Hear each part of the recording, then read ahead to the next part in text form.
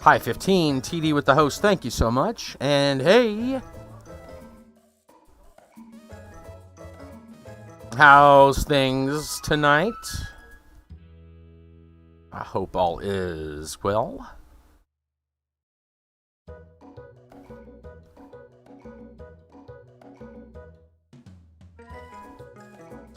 Things are fine.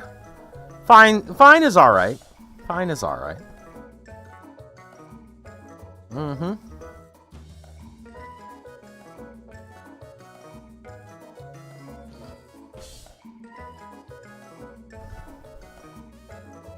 Fine is acceptable.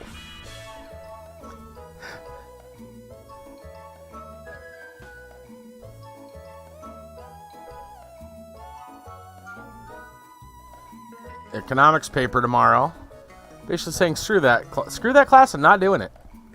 Interesting.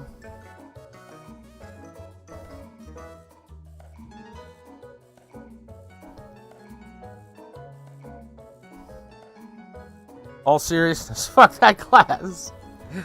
That's how I felt about psychology.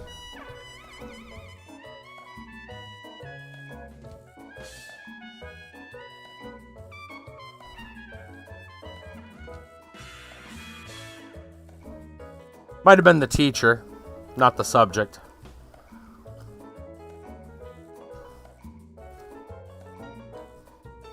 Pretty sure it was the instructor. Fuck that class as well, I already took it.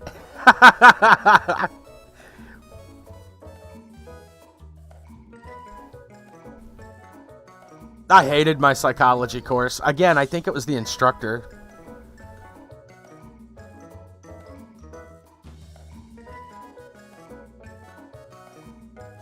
I mostly did well in school, just in general. But there were some... I found out it was typically the instructors that kind of ruined... You know, if I had something bad going on, it was probably a bad teacher. My opinion is any class that isn't aviation or weather related. I kid you not, I was terrible with algebra. Like, I flunked pre-algebra junior high both years. I ended up having to take algebra in college, and because of a good instructor, I did fine. I got great grades, A's through most of it. I think the lowest ever was probably like B-. So, It's definitely the instructor.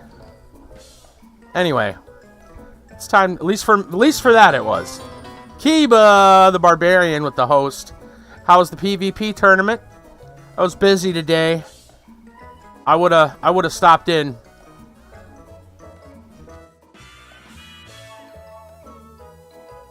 Good, nice, very, very nice. All right, let me move. Whoop, come on. I need you. There we go. You move over there. All right. That there. All right, Sherlock. Let's get going. Yes, Sherlock. We know we want to play. It's not the first time setup, Sherlock. We've played this game for like a month now. Performing first time setup. Apparently the computer has amnesia. Or Steam has amnesia. I'm not sure which. Bah! How can we resume if we've never played this game before? Ah, Florida Man. Very nice. We go grab that. Oh, that sounds like an interesting story. We may have read this one before. Hold on. Yes, we have done this story before. Just saying. We have indeed done this story before. Mm-hmm.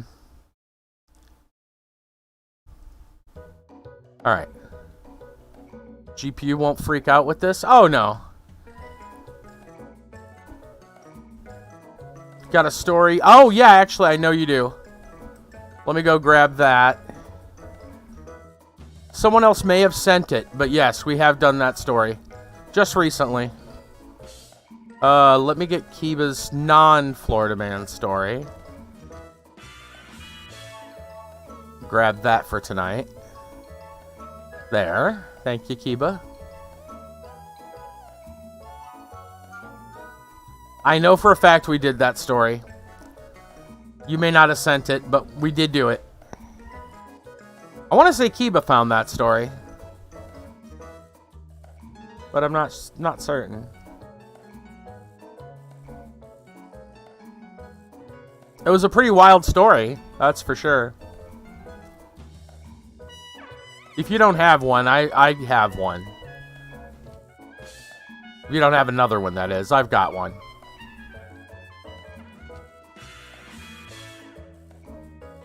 Oh, you got something. Try again. Here we go. Let's see. Oh, that sounds like a new one. All right. We got a winner. We got a winner. All right. Thank you, Hi. All right, good deal. Now, let's get to some Sherlock. Resume. Let us resume. All right, where are we going? It's been a week, so I obviously have forgotten everything. I don't remember what we're working on. Let's see. Are we going to go find Tumblety?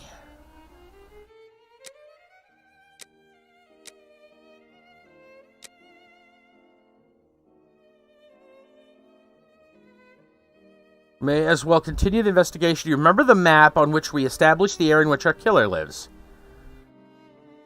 So I'm pretty sure we need to... I have no reason to go that way. It's one of these spots. Nothing of interest here. Really? Not Goulston Street? Okay, I'm confused. Right? Why wouldn't we... So Whitechapel's way over here. We don't... That wouldn't make any sense. They said the place where... Where else would we go? That's strange. I have no reason to go that way. Yeah, I can't imagine... No reason to go that way. Why wouldn't we go here? What is this? Oh, news agency. The dialogue literally says... to go to the place... Okay, let's see where else.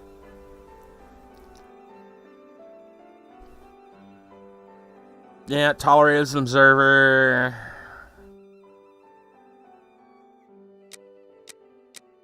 Right. Illness effects. Okay, right. We got that. We may as well continue the investigation. Do you remember the map on which we established the area in which our killer lives? I think we should continue our study. Do we literally need... Maybe we need to look at this. Well, I discovered the case There of we go. another murder before that of Bucks Row. Yes. It happened in George Yard. We shall put it on the map in order to see if it corresponds to our area of research. Okay. We must place the murder of Martha Tabram in George Yard on the map. Okay. George Yard. That is where Martha Martha. Tabram's murder took place. There's no point going there. I already have all the information we need on that matter. Okay. You see, this murder took place in the area in which our killer lives, his safe zone.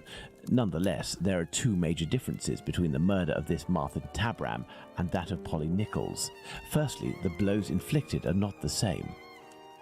And the second difference? It follows on from a doctor's opinion. He claims two weapons might have been used, and if there is one group of people we absolutely must not trust in this business, it's doctors. Don't you agree, Watson? Watch it, Holmes. Tabram's murder took place in an area where the murderer, whose Can't trust cowardice is doctors. clear, was able to make a quick getaway, that is to say, near his home.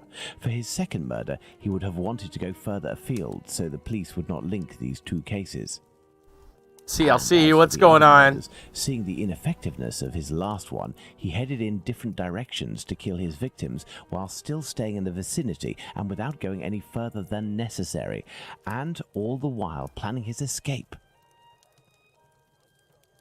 My dear Watson, we now know what this man looks like, in what area he lives, and that he suffered directly or indirectly from syphilis.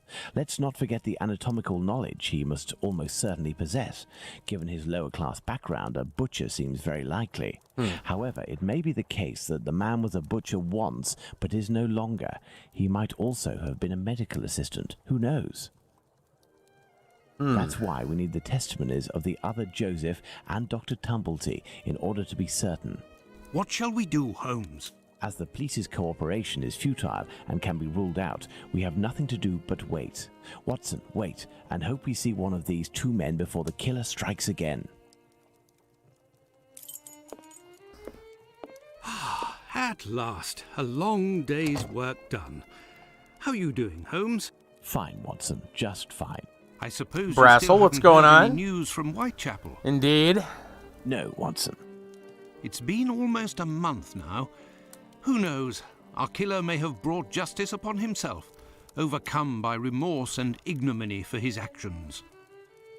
Not a chance, Watson. You haven't done anything about the story of a kidney that was sent in the post and reported by the papers. Why not? The killer left a message on one occasion with the intention of harming. The letter accompanying this package served no purpose other than to give value to its recipient and arouse disgust against its sender. The killer has never done anything for nothing. In order to authenticate the Galston Street message, he left an indisputable piece of evidence. Can we really say as much about this kidney? Oh, yeah? I don't know. All I know is that there are letters piling up on your desk. Isn't it time to move on to another case? Absolutely not, Watson. I think that the other Joseph is reluctant to meet me. The man he saw must certainly have put the fear of God in him, a man well known for his violence and his hatred towards Jews. There can't be any shortage of those in Whitechapel. I have hope yet. As for Dr. Tumblety... We found him, Mr. Holmes. We found him. Who's that? Dr. Bumblebee. He's Dr. been locked Bumblebee. up by the bobbies, but they've let him loose. Oi, he was looking round Dr. like a Bumblebee. rat who's scared of his own shadow. He's gonna do a run at years. Watson, this is our chance. The game is afoot. Let's hope that Tumblety will go to collect his trunk. As for you, my little friends, thank you for lifting this burden that has been on my shoulders for almost a month. All right. Sounds like we need to go to the boarding house. Let's return to the boarding house. Yep.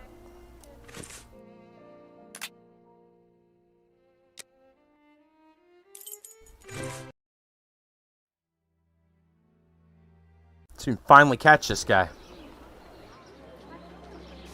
He is here. The doctor is here, up in his room. Peeking through my door, I saw him go up the stairs, and I think that he has a pistol. Regarding the trunk, did you do what I told you to? Yes, I jammed the lock and filled the trunk with stones. Should we call the police? Absolutely not. Go home, lock your doors, and if you hear a gunshot, shout as loudly as you can. Watson, we must disarm this man at all costs before attempting to confront him. Come, have your pistol at the ready and stay alert. Oh man. Time to pack some heat. Better get a drink before we, Oh no, we can't click on it? Water. Alright. I assume it's it's up here.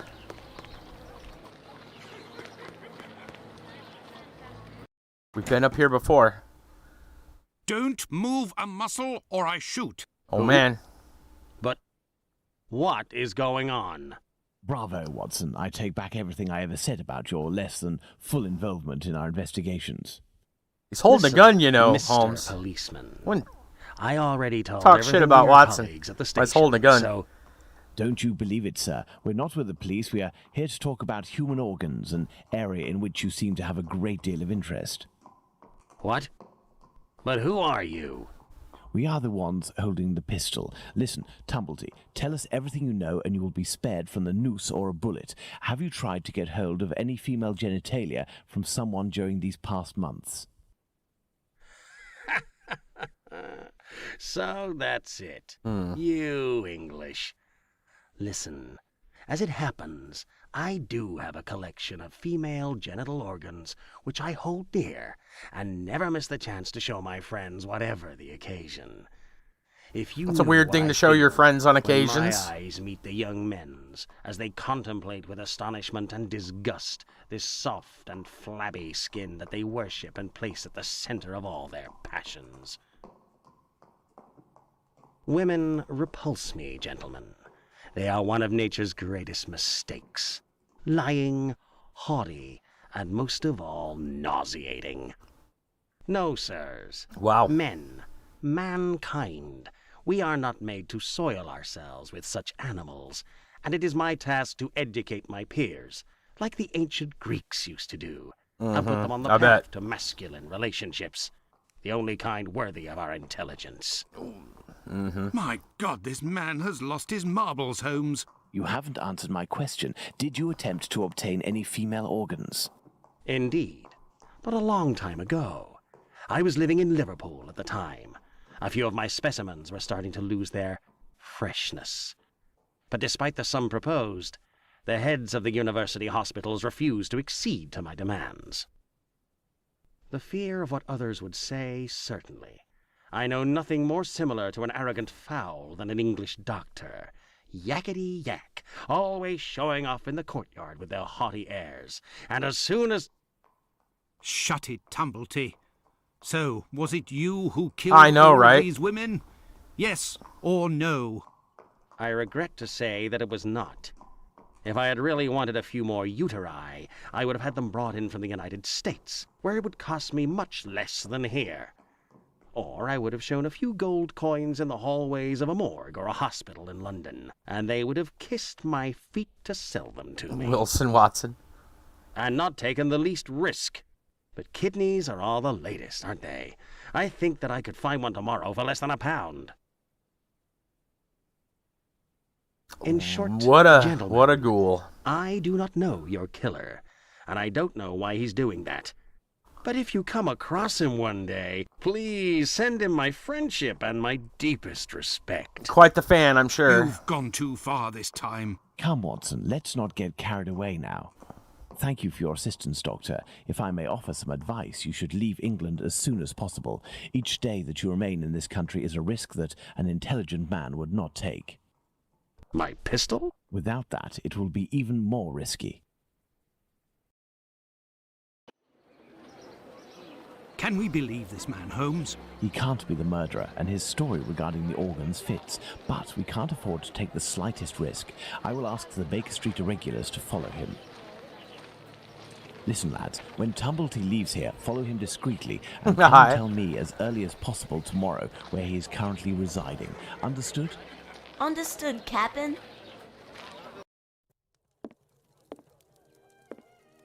You are already ready, Holmes. What is going on? I have been waiting for you for at least an hour, Watson. It would appear I know that a it. new drama has unfolded. The youngsters came to give me this address, but I have some doubt as to the actual location we are going to. Let's try anyway. At worst, we may come across the Baker Street irregulars to put us in the right direction.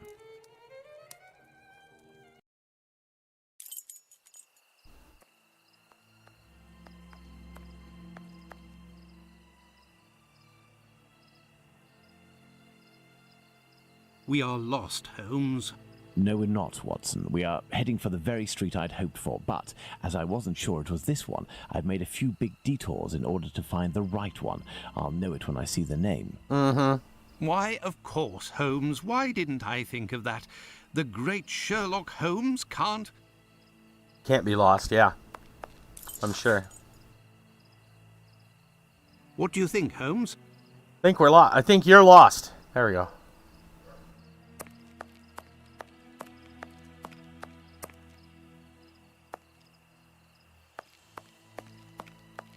Oh, who do we have here? How are you, my friend? Are you not feeling well? No, My friend is a doctor. He can take care of you. don't go there. He came here, and he... Now, Watson, take care of him.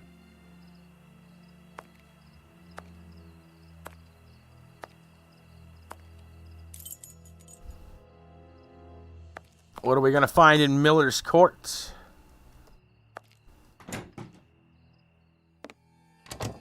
Oh dear. That doesn't look good. My God! What happened? Can't talk. Wait for the coppers. Are they coming? My eyes are crying. No.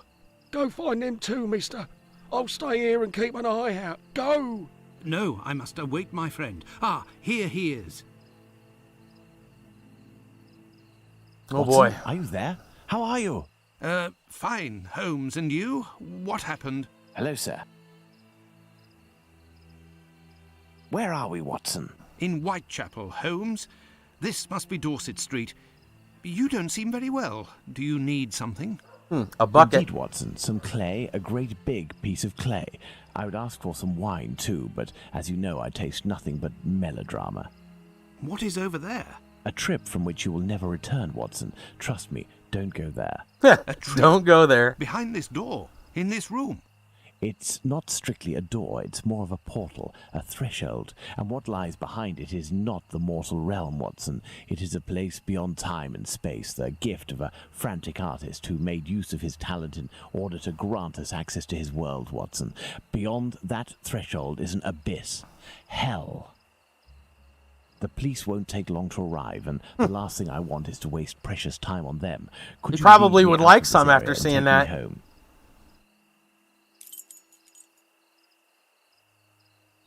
I have nothing to ask. Let's go to Baker Street. Wow. Let's call the cops and get the hell out of here, I guess. I don't know. That's crazy. Watson's like, or Holmes is like, man, I'm sick. So he's sculpting what he saw. Yeah, Holmes like, don't go there, You should Watson. come and eat, Holmes. Mrs. Hudson has worked wonders. The joint has been cooked medium rare. If only you would tell me what was in the courtyard. I'll show you in a little The bit. answer, Watson.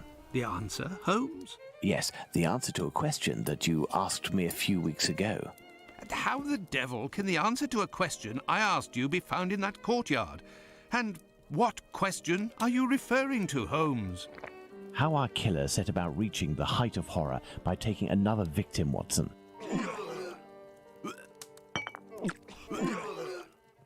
Yep. It's about how Holmes felt. Did I not tell you that I wanted to avoid melodrama? Do you mean to say that Yes, that's what was in that room. You helped towards the color. All that's missing is the odor, but I shall let that pass. The mutilations almost all resulted in large removals of flesh. My photographic memory noted them all in great detail, the shape, size, and location, and thanks to the softness of this clay and your medical knowledge... That's not the kind of image I think you'd want sticking with you. Missing from this lady. Don't you think we should wait for the medical examiner's opinion? Surely not, Watson. This massacre has gone on long enough. I can assure you that I will do everything in my power to get our hands on Jack the Ripper before this night is out.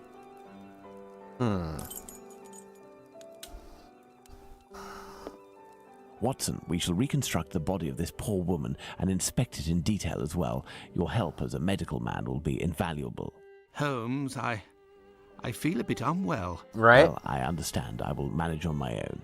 Her throat was slit just like the others. The wound is particularly deep. Okay. So are we picking up parts and... There we go. We're going to play some Operation here. There were incisions in the rib cage, as if to inspect the lungs.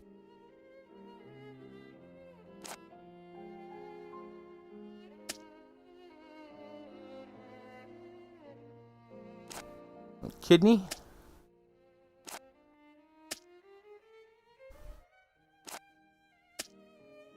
Uterus, liver, we got some... The liver was neatly removed. Yeah, you think? How can The I... liver was neatly removed. Oh, no, is the other stuff in the way? I don't know why. I can't seem to get it to click. Alright, what else? Just the liver and the heart. Thought I saw the heart over here somewhere. Where's the heart? It's awful small.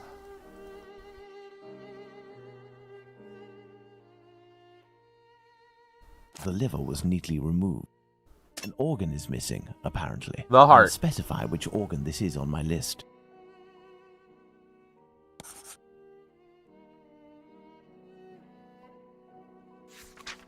There we are, Watson. We have examined everything. The heart is the only thing missing. 2 uteri, a kidney, and now a heart.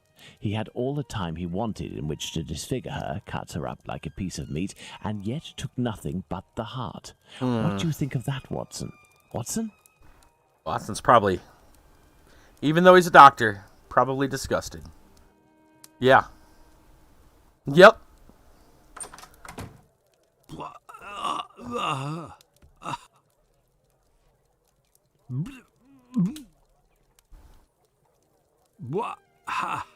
Makes you wonder how he got through medical school. I dread to think how you'd react if you saw a corpse. I'm returning to Whitechapel, Watson, to Isaac's. If the heart tells you to come with me, if the heart tells you a little... Oh, too soon. If the heart tells Let's go you. to the cobbler's.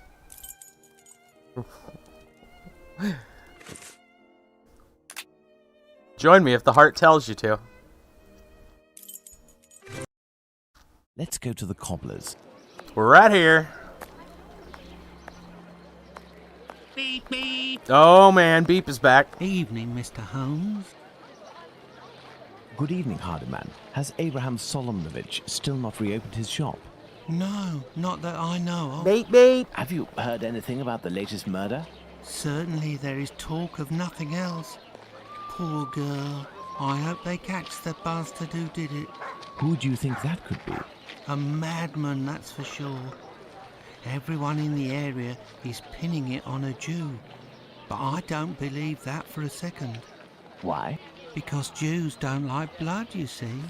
They're not allowed to eat it, and they have to drain the meat before cooking it. It's true that they eat animals, but they are fanatical about all kinds of silly things. I don't know much about their rituals and all, but I know that a Jewish butcher can't just do whatever he pleases with his knife. He has strict kosher rules to follow. You seem to be very well informed. Yeah, the dialogue between Well, Holmes and Watson I in this buy one my has been meat pretty from them crazy. too. My clients don't care whether the meat comes from Jews or not. Cats eat it regardless. And let me tell you, I'd go as far as to say that I may even have more faith in a Jew, because even if they don't eat all the offals, a Jew inspects them to see if the animal was in good health. Lungs, for the most part, and as they make up most of my cat's meat, you can see the connection, right? Jews are allowed to eat offals? Yes. They eat calves' kidneys, I think. How big is that? A calf's kidney? Ah, well, that depends if it's fresh or if it's been marinated in brine or cooked. When fresh, are they as big as a human kidney? They would be, yes. You know, Mr. Hardyman, it's lucky for both of us that the murder that took place in your mother's courtyard was only the Whitechapel killer's third. Had it been the first, I wouldn't be thanking you, as I'm doing now, for all of this important information. Goodbye and take care. If you say so. Right, farewell, Mr. Holmes. Let's go to the cobbler's. Who knew the cat the cat food salesman would be the right person to talk to. A cobbler's just down the street, literally right. Let's go to the cobbler's. Oh, sorry. He wants the cobblers. Never mind.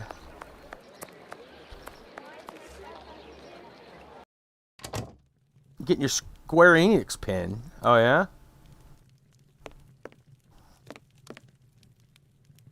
Good evening, Mr. Solomnovich. Evening, Mr. Holmes. If you've come about the business with my cousin, I hate to say... Before you respond to my request, I must ask you to answer this question of the utmost importance. What offals are Jews allowed to eat? Well, the same as you. Kidney, heart, liver? Yes. How are they prepared? Kidneys are boiled, heart is often finely sliced and cooked on a skewer, and liver is always grilled. These offals, do they come from cattle? Yes, beef or veal. And eating non-kosher food would be a grave affair for a Jew, isn't that right? Yes, it would be very serious. But what are you getting at? Coupon code. You put in free shipping. Oh, really? Huh. If I were to tell you what I'm thinking, Mr. Solomnovich, you would pull out your own eardrums to not hear the end of my sentence. It goes against the beliefs of hundreds of members of your community, and for some, perhaps even worse. I will ask you one last time before involving the authorities, who I assure you will be far less discreet than myself. Do you know who the second Joseph is, the Aldgate butcher, who your cousin knows from the Imperial Club? His name is Joseph Chaim Levy, but I don't know where he lives. I know nothing about him, other than he's a member of the Imperial Club on Duke Street. That street is after Church Passage, coming from Mitre Square. Am I right? That's it. Thank you. You have been an enormous help to both of us. Now, listen carefully. I need you to find 4 or 5 strong men among the members of your family who you trust wholeheartedly, and to wait here with them until my arrival, or you receive a message from me. Is that clear? But if you will tell me... Later, Mr. Solomnovich. Later. Let's go to the Imperial Club. Trying to make some beef bacon.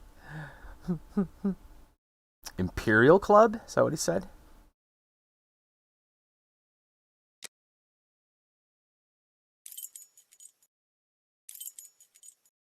Pretty sure he just said the Imperial Club. Turkey bacon? Yeah, I think I've had turkey bacon maybe once. I don't remember. I'm a fan of old-fashioned regular pork bacon. Had some today, actually. Let's see if we can find Mr. Joseph Levy. Hello, sir. Hello. Can I help you, sir? Indeed. I have an urgent message for Mr. Joseph Levy, the Aldgate butcher. I regret, sir, but Mr. Levy is not at the club at present. You can wait for him if you wish. I thank you. Do you know where I can find him? His home address, perhaps? It is a very urgent matter. Where's the beef? I am sorry, sir, but we do not give out information regarding the club members to people outside the group. I understand. I must find a way to enter the Imperial Club without having to go through the entrance hall. Okay. Anything else, sir? Well, let me just look around and see what I can take from you. A note encouraging members of the Jewish community to remain prudent and vigilant after rumors about the Whitechapel murders. Chief Rabbi's reminder, the Whitechapel murders weigh on the community heavily. Consequently, an exemplary conduct must be shown now more than ever, as well as an increased vigilance. Jewish establishments such as synagogues, shops, and clubs are likely to become targets. All incidents must be stifled as much as is possible. Yeah, they're trying to pin it on someone in the Jewish community. An old coat hanger, huh? Okay. Well, that's the way out. I don't think we're looking for that. Saw another letter over here. Imperial Club, Friday, November 9th, 9 p.m. Informational meeting, naturalization, how to become a citizen of Her Majesty. Process and its implications, club members' actions, 10 p.m. Open evening with musical accompaniment, classical and piano pieces. Mr. Blum, piano, Mr. Shadd's violin. Administration will be closed all day. Okay, there's going to be a meeting tonight.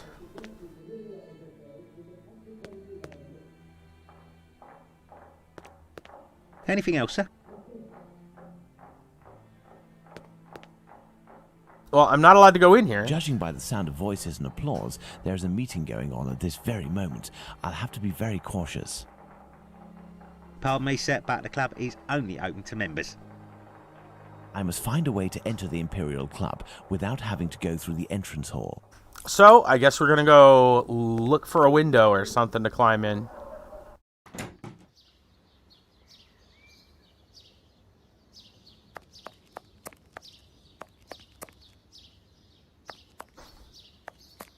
Cole, it's a service door and firmly locked. There must be a stockroom in the cellar beneath this room. There's a cellar window behind this barrel, which is preventing me from passing. If I can just get into the coal cellar, I shall be in the place. Well, I'm not sure how the coat hanger by itself is going to do that. But we can see if we can find anything else. Here we go.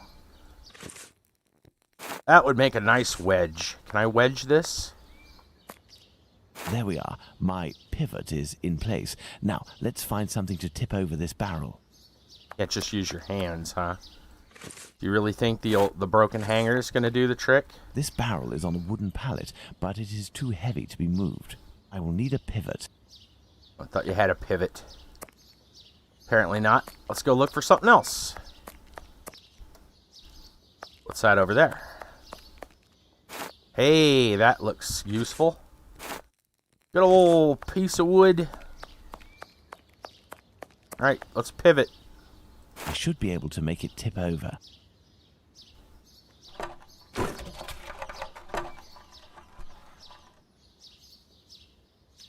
Alright. Closed. The cellar window is locked from the inside by a simple iron hook. Well, now we can use the hanger, I bet. Let's go. There we go. Jimmy that open. Good. Let's try to find the exit that leads to the club. Breaking and entering. I have no reason to go that way. I mean, that's literally where you came from. I don't know why they put a little thing on it, but that's cool. We're not going to need anything in this room. All right, then.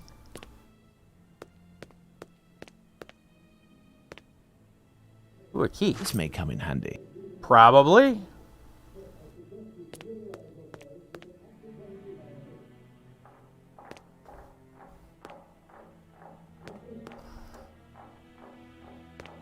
Empty tin cans. Okay.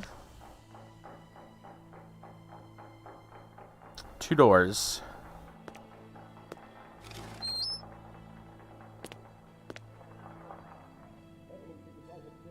Interesting. Okay, where does this door lead? Closed. Well, I have a key. Let's see if that's what the key is for. It's an administration Closed. key. No. Okay. Let's hope that it really is the key to this door. Administration. Perfect. This must be where the information on club members is kept. Excellent. Excelente. Yeah, well, I mean, you got to get your, This must be the club's safe. What I'm looking for is probably inside. I need something. Got to get your information somehow. A page from an old Yiddish English dictionary. Court's proceedings. Curious. Judgment, New Court, Tuesday, April 6th, 1886, before Mr. Recorder 419, Morris Phillips 30, Moss Wolf 16, Jacob Levy 30, stealing 14 pounds of meat, Hyman Sampson, master of Phillips and Wolf. Mr. Clore prosecuted. Mr. Moiser appeared for Phillips, Mr. Black for Wolf, and Mr. Geohigan, or it could be Geoffigan, for Levy. Samuel Bacon, city policeman 941. Of course, the cop's name is Bacon. I received information from my inspector, and on 10th March, 6:15 a.m., I was watching the prosecutor's shop. Phillips came up to the door and knocked, got answer, and went away. About 2 minutes afterwards, Levy came out at his shop door, which is next door. Post divides them. He knocked at Mr. Sampson's door, went back in at his own door, came out again in a minute or two, unscrewed the bolt of his shutter bar, then looked around and knocked at Mr. Sampson's door again. There being no answer, he went down the street 10 or 12 yards to the corner of Stony Lane. Phillips joined him. They conversed, went back to Mr. Sampson's door. Phillips knocked. Levy went in at his own door. Door was opened. Phillips went in and turned up the gas. Levy came out of his shop and went into Mr. Sampson's shop, where he had a conversation with Phillips. He came back in about a minute, went into his own shop, where I saw Wolf, who brought a piece of meat from the back of the shop to the door and hung it on a hook just inside the door, and then came out on the footway, looked around, took the meat off the hook, and took it quickly in at Lewis's door, gave it to Lewis. He then returned to Sampson's shop. I ran into Levy's shop, caught hold of him with the meat in his hand, and asked what he was going to do with it. He said, "We're only having a lark. I'm going to weigh it." I said I did not believe it. I should take him to Mr. Sampson, which I did. Then he took him to the station, where he repeated that it was only a lark. I found some money in his pocket. Meat was 14 pounds of beef, and I had been watching since 5:15, perfectly light outside at 6:15, but not inside Levy's shop. There being no gas, cross-examined by Mr. Black, I was in some buildings opposite, lying among some bricks and rubbish, but not within hearing distance. I could not see who opened the door, as the shutters were not down, but Phillips turned the gas up afterwards. We were both in plain clothes. Wolf sleeps on the premises. James Jones, city policeman.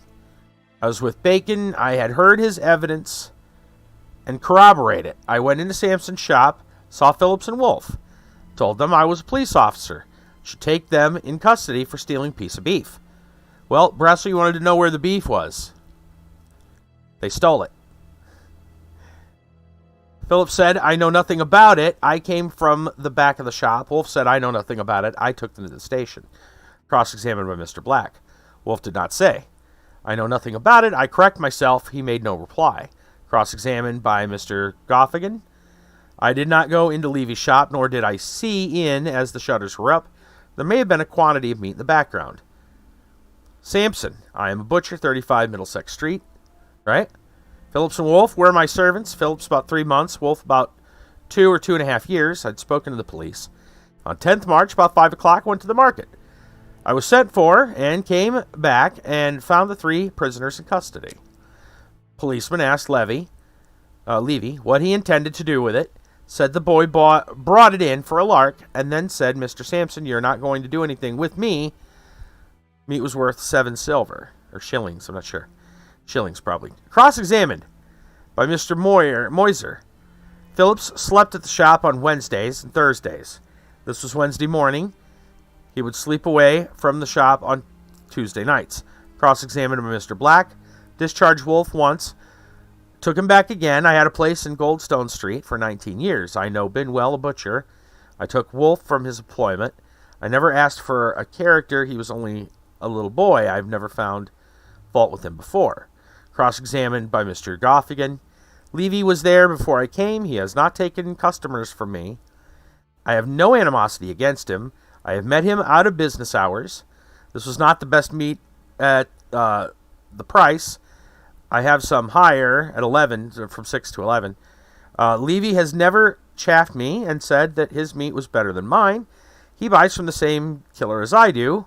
I sell more expensive meat than he does. But there has been no joking about it, nor did we ever bet about it. Jewish authorities will not give a man a license unless he has excellent character. I have accused my wife of robbing me. I did not find out that she had a separate banking account. I did not accuse her before Phillips came into my service.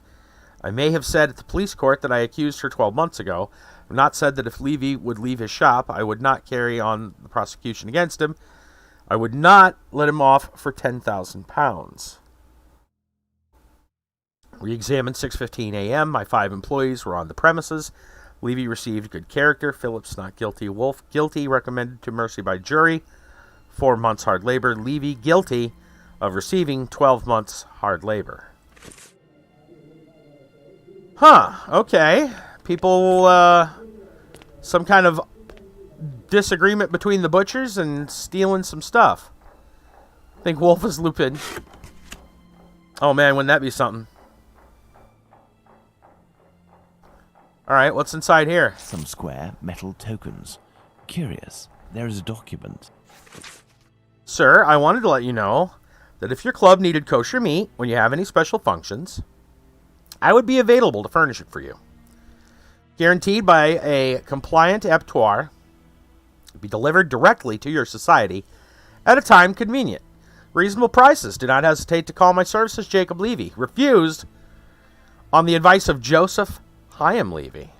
There must have been litigation between Joseph Hyam Levy and Jacob Levy. Oh boy.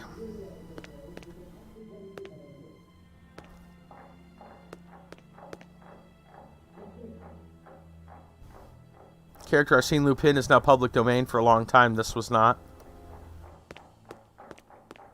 Man, you don't think Lupin's involved? More trouble. No, that's not such a good idea. There's a meeting taking place. Exactly. Okay. The kitchen. It's closed, and besides, I won't find what I'm looking for in there.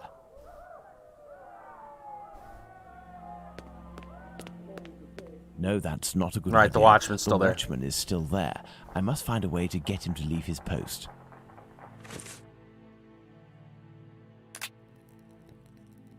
Wonder what these metal tokens are about. Dictionary. Can I... No. Okay. So there's got to be more here.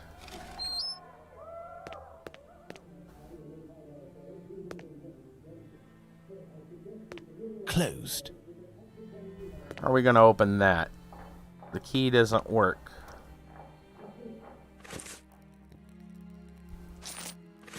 Doubt those are going to do anything. We gotta find some place to use these tiles. Know why you love Border Zone? Nobody knows nothing about it. I think that's part of it. I think that is part of it. But I think the setting is pretty interesting.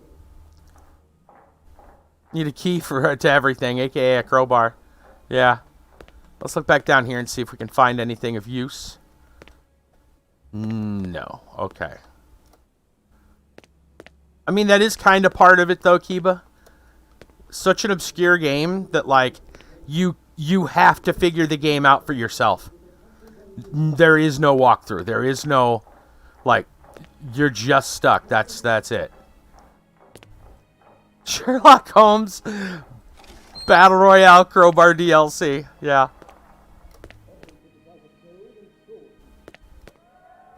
Must need. Ah!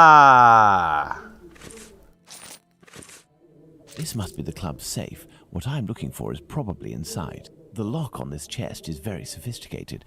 Let's see. Oh boy. Is the dictionary going to be able to help us? The lock on this chest is very sophisticated. Let's see. I can't seem to use the... Oh boy. No, that's not it. Alright, so we need these in a certain combination.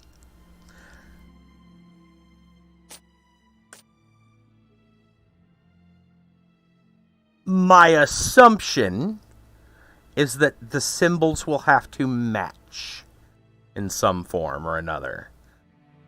So, like, for example, this would match here. I'm not entirely certain about it, but that seems like a good way to go. Gordon Freeman meets Sherlock Holmes. Nice key. We'll just grab some here and see. Alright. Now we need this symbol. The only one we have would be that. So then we would need one to match those. And that's not happening. So that can't be it.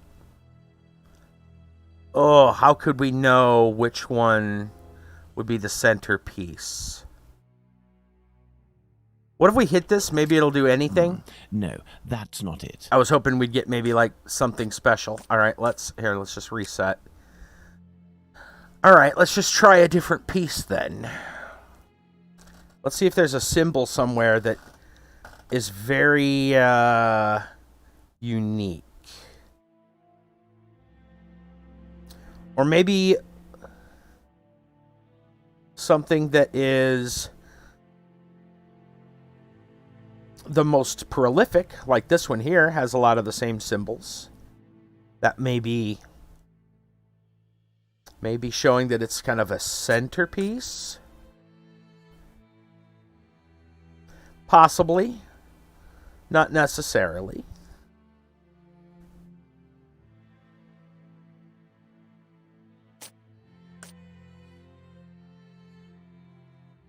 And that's my guess, is that the symbols match. Should make you the only... Nope, that's not right. Wrong symbol. So that one, that couldn't be it. That could not be correct. Which means this one would have to be like over to the right. So they do all go in. So this one has to be somewhere to the right because, assuming we're basing it off that logic. This one has to be somewhere to the right because there's no matching symbol on a left-hand side. I'm assuming that's the logic. And if that's the case, then we would need... This would have to be to the left of it.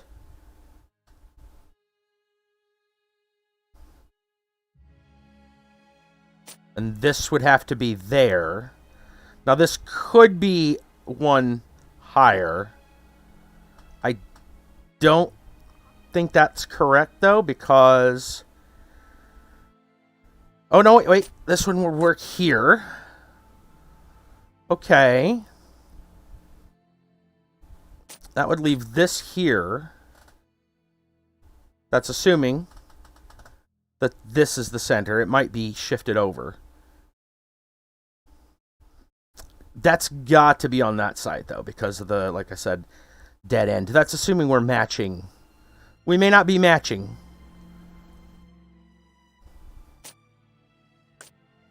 That would put you there. And then... See, oh, this looks like it's correct. Elementary. Got it. It was a matching thing. These documents contain some words in Yiddish, which reads from right to left. Okay, okay. You guys excuse me for just a moment.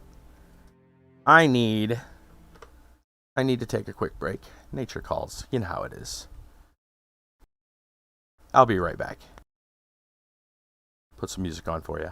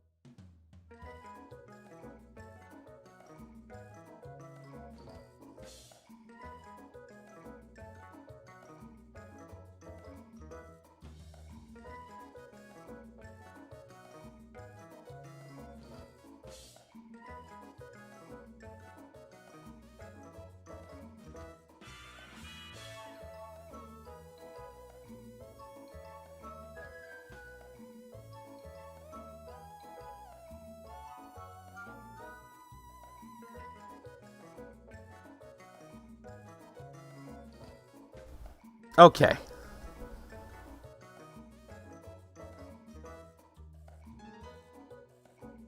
All right. So, looks like we got to decipher a little bit of Yiddish here, huh? Thank you. Thank you. We know from Kabbalah the power of gematria that enables us to count everything in the world seen and unseen. Thus we know that Lester counts as 439, and he is blessed because 439 is also this, which means the man of God.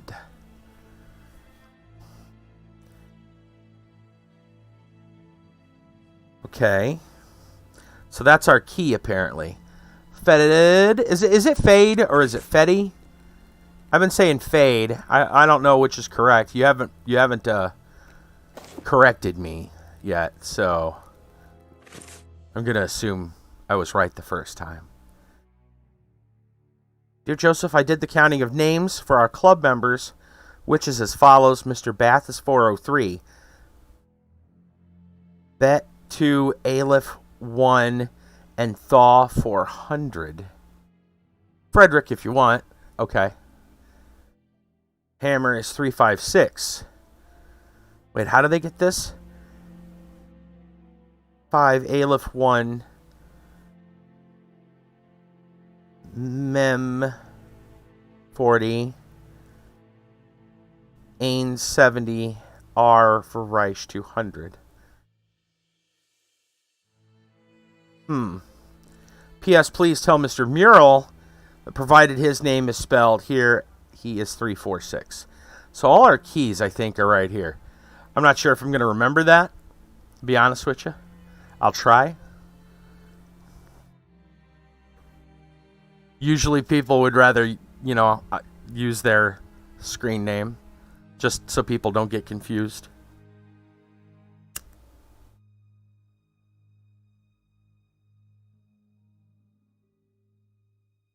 All right. Well, so we should be able to decipher this. So let's see. What can we? Oh, I see. Okay.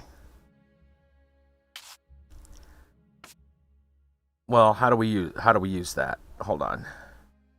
What about this?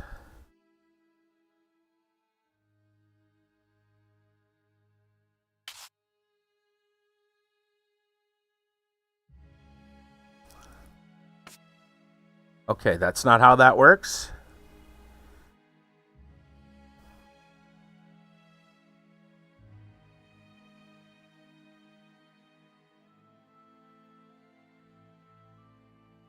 We got something wrong. That's all right. We're not quite right on this one. Thaw 400.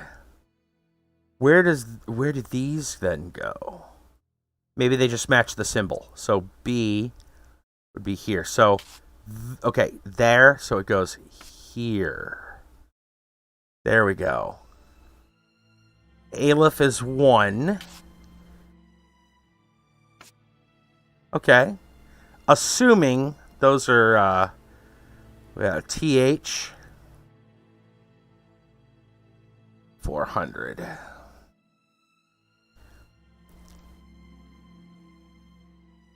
Let's try H for 5.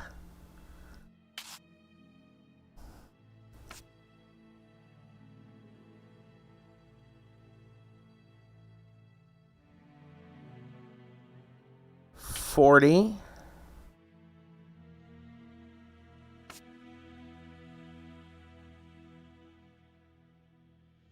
R 200. Okay.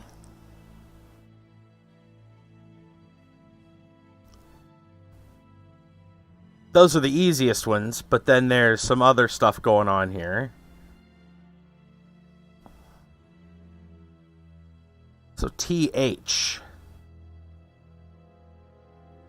Maybe the T 400. I'll see, but that's not working. We don't have a symbol up here for that. So let's look at it backwards then. Why don't we do it that way? What symbol we have here is 6. Is anything listed? No.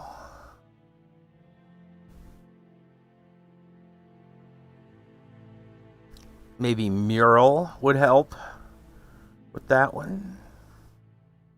I don't know about that either. 439. Well, maybe we can... How can we figure... Okay, this is 403. So 2 plus 1 plus 400. 403. So that literally adds up the numbers. So... hammer is 356. So we have... Well, we have a 70 there. That's definitely that's the symbol for 70, right? So we've got H-A-M-M. That'd probably be an E, because hammer, the letter.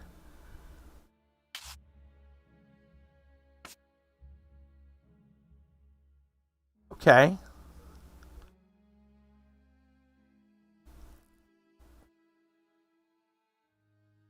So we have 346 for mural, and we have 439 for Lester. So we can break it down the other way. So mural, all right, I would assume would start with the M. Okay, so M ends up as... Well, that's interesting because that's an E. That's correct as an R. That would not be A. See, now if this was it, this would be M-U-R-A-L. That would make the other letters up there incorrect.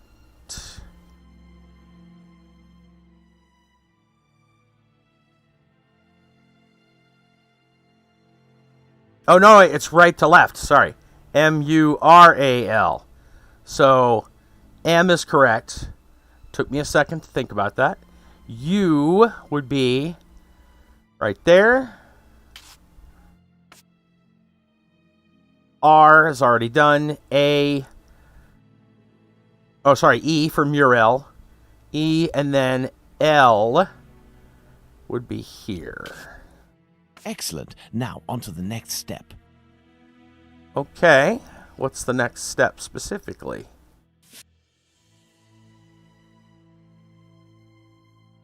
Levy? Well, we need, I thought we were looking for Joseph. Jacob or Joseph. There we go. Born in Aldgate, 1841. Membership, April 14th, 1887. Home address.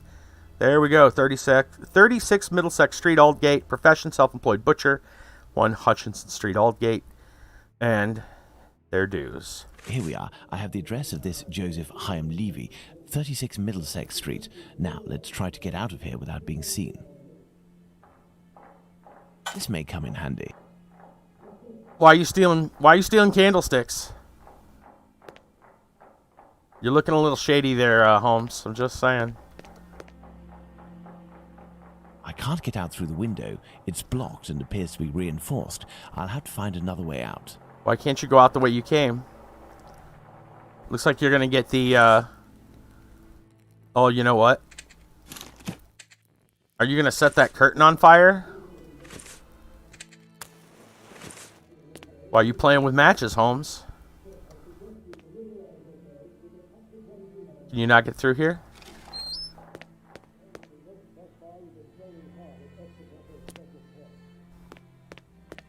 Why can't you just go back out the way you came? Do you want to, No, that's not a good idea. The watchman is still there.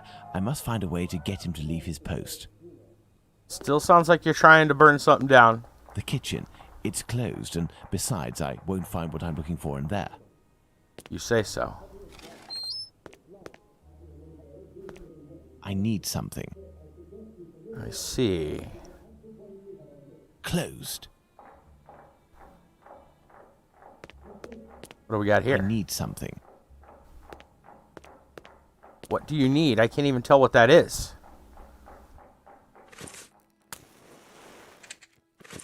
I need something.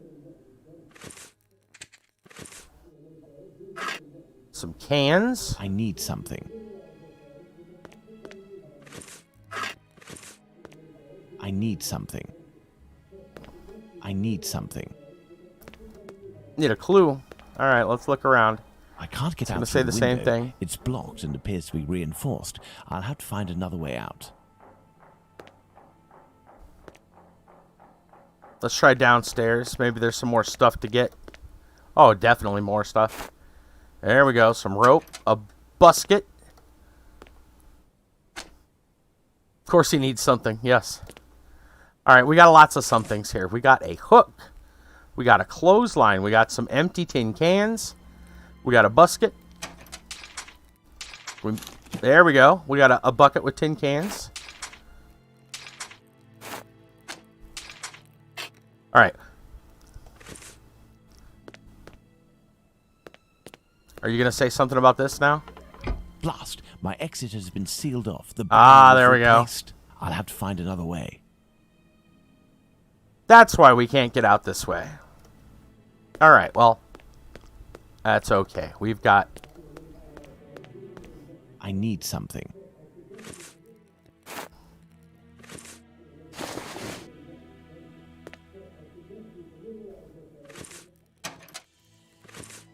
I need something. I need something. I need something. Alright. I need something.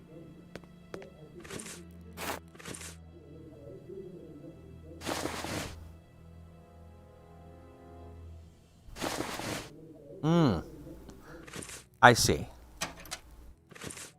The tin cans go on the hook.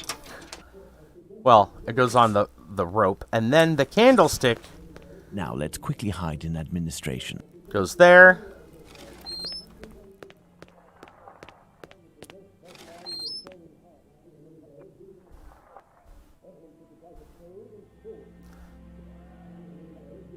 Candle burns the rope. The tin cans drop. The guy goes, "What was that noise?" And we make a run for the room once he goes to check it out. Better get going.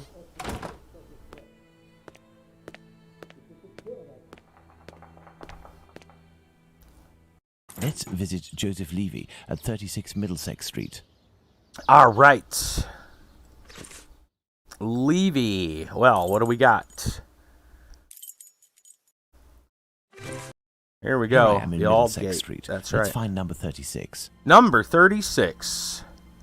Well, there's 33. There's 31. 36. Knock, knock. Hello, sir. What do you want? Hello, Ma'am. I would like to speak with Mr. Levy. Do you know if he's in? I am Mrs. Levy, his wife. He's not arrived yet. Do you know when he'll be in? No idea. You know, he works at the butcher's and helps at the slaughterhouse. It often happens that he doesn't come in until early morning and then leaves right away. Well, listen. As soon as your husband Joseph returns, tell him that My husband isn't called Joseph. you aren't the wife of Joseph Hyam Levy. No, of course not. I'm the wife of Jacob Levy. Mr. Hyam Levy used to live here with his parents, but he moved. Mommy, who's the man that you are talking to? But Wait. this poor child has syphilis. He carries the mark on his face. Leave us, children.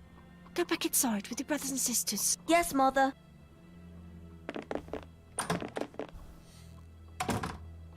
As I was saying, Mr. Hyam Levy doesn't live here.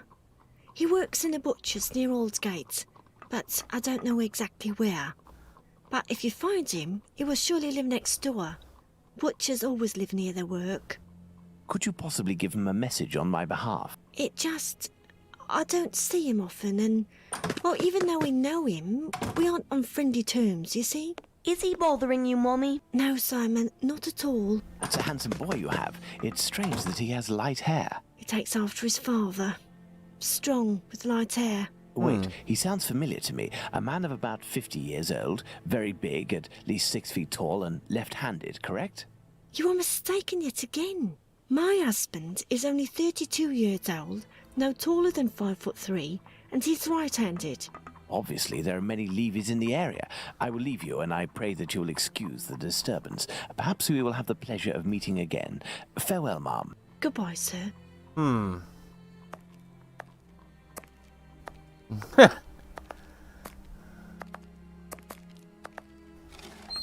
Daddy!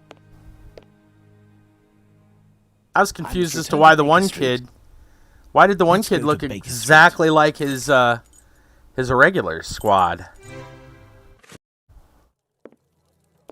Well, Watson, not looking so good. Whose fault is that, Confused by Holmes? that, like, wait, if what? you hadn't shown me your masterpiece in clay. Some actions have much larger repercussions than would be assumed at first glance. Listen, Watson, in a few minutes I will leave Baker Street in order to meet Jack the Ripper and put an end to his crimes. Oh, Beforehand, snap. I want to go over all our discoveries to assure myself that everything is clear. Oh, boy. Jack the Ripper? You know the identity of Jack the Ripper? Without a shadow of a doubt, Watson, and I assure you that we are in possession of all the elements required to determine who Jack the Ripper is. Would you like to do this work with me? Oh, boy. Here we go. Well, we are still missing certain information in order to finish this investigation, Watson. Okay. That obviously goes there.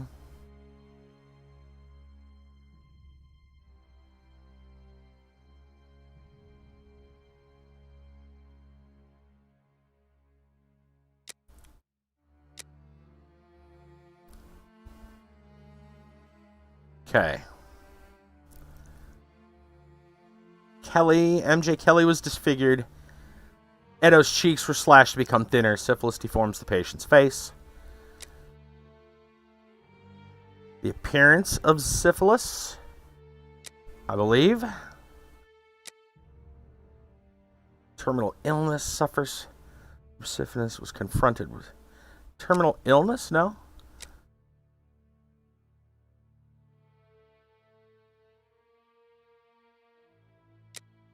There we go. Okay. White apron. Edo's white apron was cut out, was found in Goulston Street near the message accusing the Jews. Whitechapel killer left a message accusing the Jews in Goulston Street.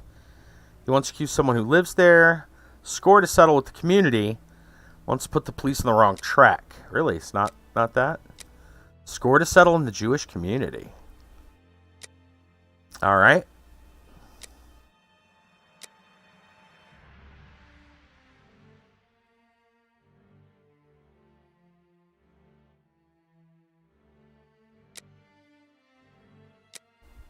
Right-handed killer.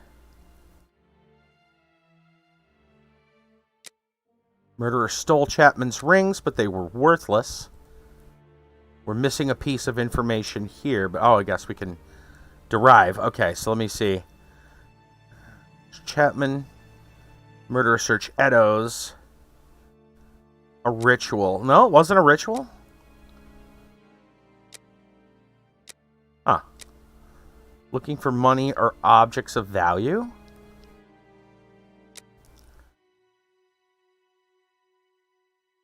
Trophies. No. Okay. Okay. Interesting.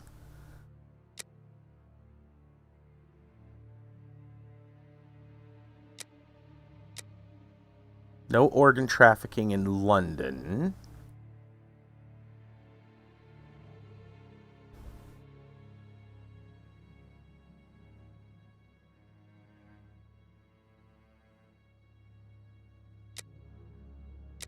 Oh, went there? Okay. Okay. We got Kelly's organs detached, subject to incisions. Edo's liver and lungs underwent small incisions.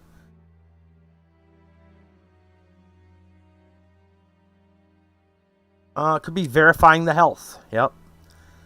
Kelly's heart was removed the same way as the other murders. Chapman's uterus was removed and taken. Edo's kidney and uterus were removed. Why the heart on that one?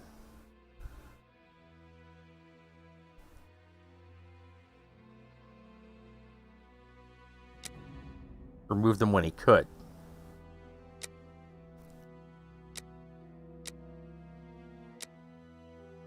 Okay. Filling in the pieces. Murderer cut open Polly Nichols' throat. Chapman's killer used a weapon of great size. Wanted to decapitate Chapman. Knife blade used in Stride's murder was thin. The same butcher's knife was used in the crimes against Nichols, Chapman, Stride, Eddowes, and Kelly. Eddowes' murder knew anatomy. Chapman's killer's knowledge of anatomy. Murderer opened Eddowes' abdomen like that of an animal. Kelly's murderer has knowledge of anatomy.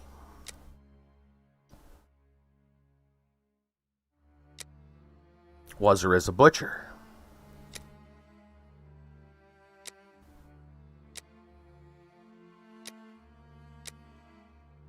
Okay.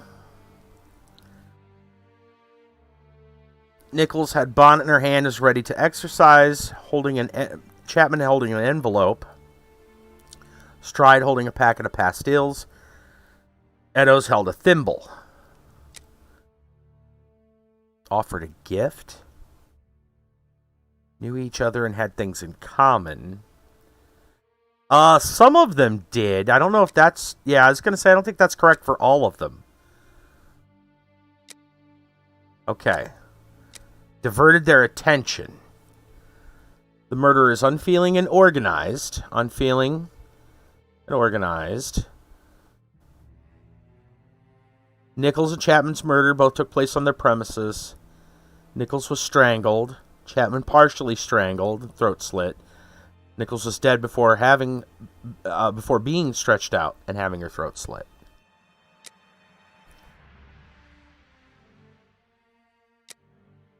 Proceeded the same way.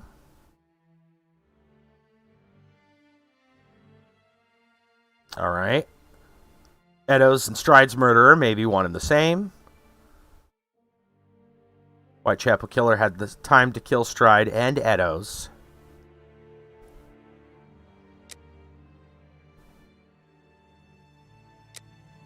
There. Alright, which then means, what do we got? Same man. Strong man. Great force. Kelly had her throat slit the same way as the others.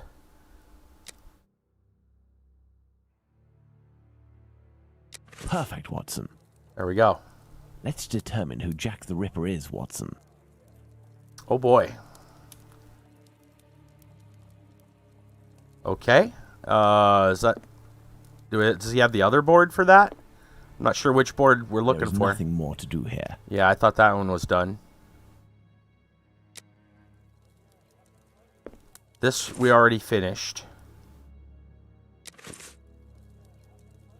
Maybe it's one of the board over here. There is nothing more to do here. No. Where's the board that he's talking about? It's standing somewhere. Ah, there it is. I'm gonna say, okay, let's see what we got here. We have 5 suspects. Let's add the elements that correspond to each of them. Okay.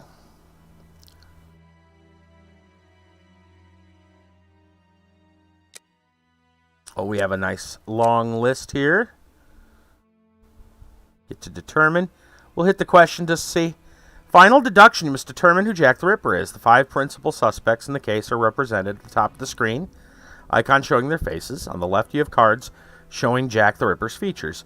Assign the features that seem to correspond by placing them under their images. The suspects can have between 1 and 10 cards each. Move a card, click on it one time, and then click under the suspect whom you wish to link. Okay. Be sure to not assign anything to the suspects that haven't been proven. Once positioned, the card changes color. A feature correctly placed is identified green, incorrectly is red. To solve the puzzle should only be the correct cards under the suspects indicated by green. Remove or replace the cards in red. Once all the cards are assigned to the correct suspects, that is to say, once they are all green, you must place the face of Jack the Ripper on the mannequin on the left. Okay. We have a lot to look here.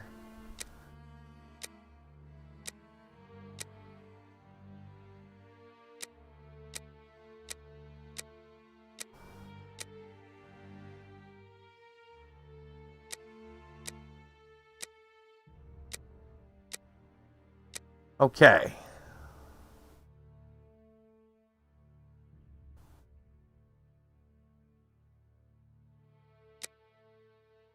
Boy, this is going to be a lot to remember. Okay. Light-colored hair and a mustache. I'm pretty sure that's Jacob. The other ones I don't believe fit that bill. 5'3".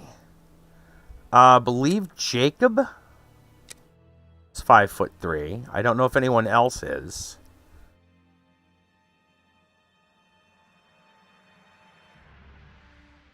Lives in Aldgate. I know that he does. Did Tumblety live in Ald? No, Tumblety lived in the boarding house.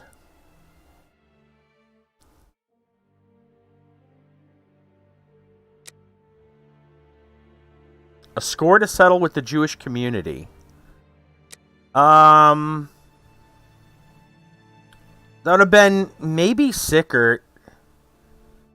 Definitely not Hardiman. Yeah, maybe Francis. No? Hardiman loves the Jewish community, so...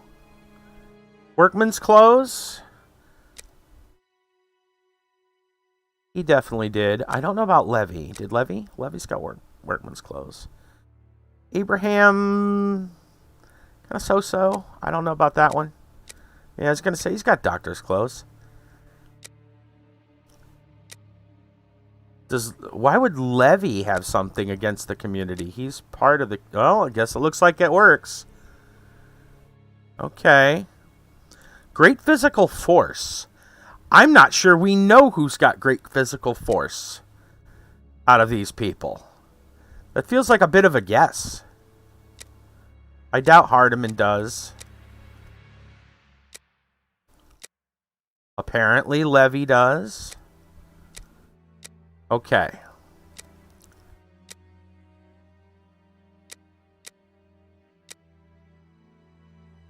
Is or was a butcher. Hardiman is a butcher. Levy is a butcher. Tumblety is more of a doctor. Poor. Hardiman's not rich. I think, yeah, I was going to say, I think Sickert is rather wealthy. Slomnovich, not too rich. Levy also. Things are stacking up pretty bad for Levy here. Confronted with syphilis. Jacob. I don't think anyone else was. I don't remember Walter that well. I don't think Tumblety did. Right-handed. So they're all right-handed.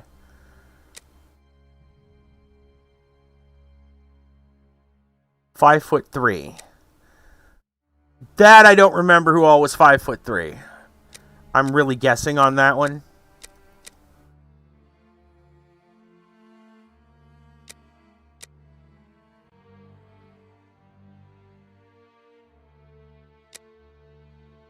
Did we already get that one? Yeah, he's the only one that was 5'3". Lives in Aldgate, which we got Jacob. I don't remember where Sickert lives. I have no idea where Sickert lives. I'm sure it's there if I go look at the stuff. The documents. Great physical force. Is or was a butcher. Confronted with syphilis.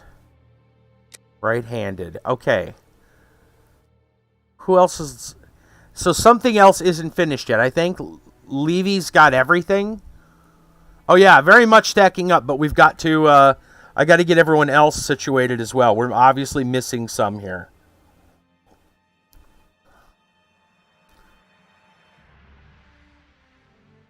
And I'm a little curious as to what I'm pretty much just guessing at this point, because I think we've got everything else pretty much figured out.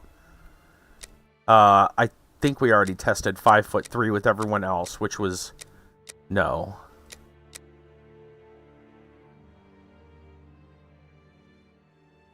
I know that Abraham Tumblety... Does Hardiman live in Aldgate? I don't remember. No. Sickert... I know that Abraham and Francis Tumblety don't. Workman's Close, did we get everyone with that? I think we did.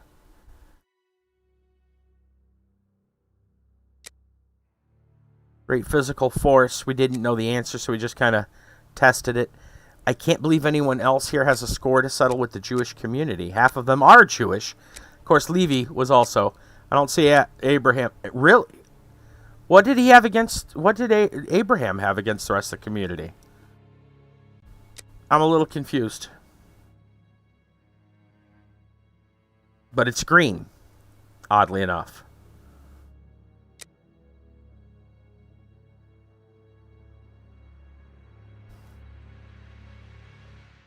I don't think any of the others were a butcher, but I guess we have to check them.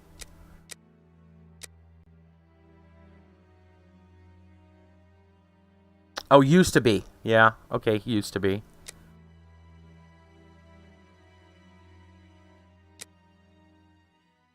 I don't think this guy's poor.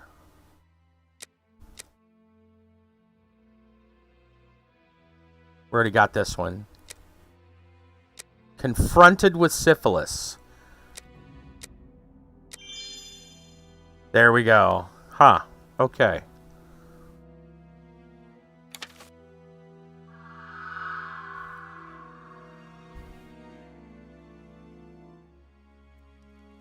And there you go, Watson. Jacob Levy, Jack the Ripper. Fantastic, Holmes. And terrifying. But some aspects of this case are still unclear, at least for me. For example, Watson? Why does the man only kill prostitutes? The man kills prostitutes because he blames them for the misery of his life. He must have frequented them assiduously, and during these nocturnal visits, he contracted syphilis, which he passed on to his spouse, and via her, at least one of his children. Mm-hmm. He is an angry man in despair following a mistake that cannot be fixed. Why does he only kill such miserable prostitutes? He never had the means to afford prostitutes of higher standing than Nichols, Chapman, and the others. At one point in his life, he was forced to steal to make ends meet. This indiscretion cost him dearly. He was imprisoned and exiled from his community. Oh, right, I see. He frequented low-class prostitutes. Yep. Thus, it was they who infected him, and they who must pay. Huh.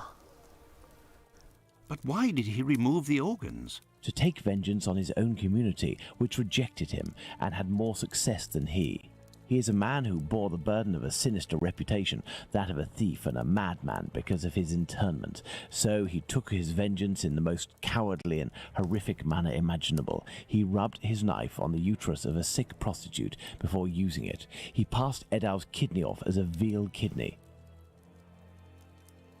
Why did he disfigure the faces of the last two victims?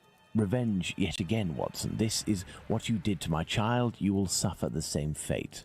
And the piece of apron and the message at Goulston Street? The only reason to have placed the piece of apron incriminating the message and attracting attention towards himself is that the people that Levy holds responsible for his arrest live in this building. The butcher's where he committed the theft is found in Goulston Street, and the majority of the butchers who denounced him surely live close to their workplaces. Right. But finally, Holmes, Why didn't his wife or anyone else notice anything? His wife has many children and must be very busy. The man is a butcher, which must facilitate things when one is questioned by the police in the street and must justify the bloodstains on oneself. Yeah, that'd be an Furthermore, easy butchers alibi, often wouldn't work it? during the night, as the meat must be sold fresh each morning. His nocturnal absences were easily justifiable. That's true. Finally, he works in a butcher's or slaughterhouses.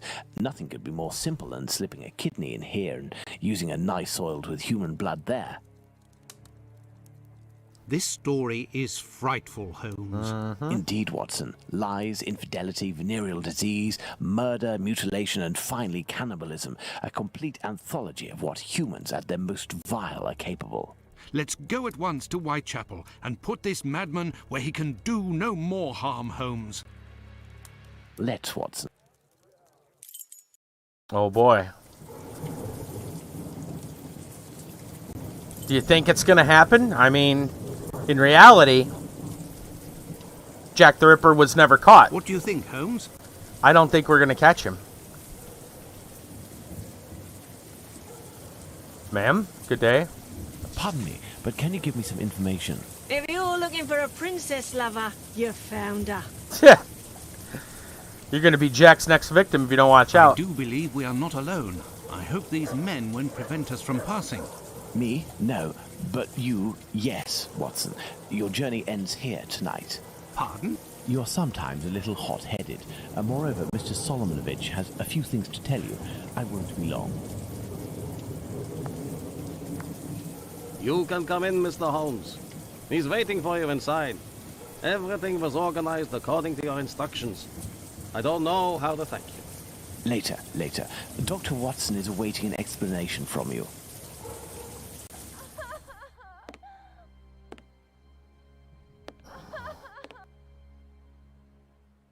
Oh boy.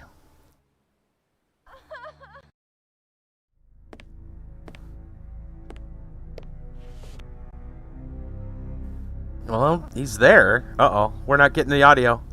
Why are we not getting the audio? He's talking, but he's not.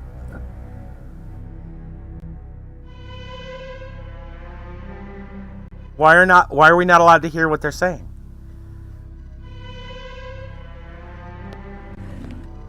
Oh, that's a tease. I don't think that's a glitch. I think it's a tease.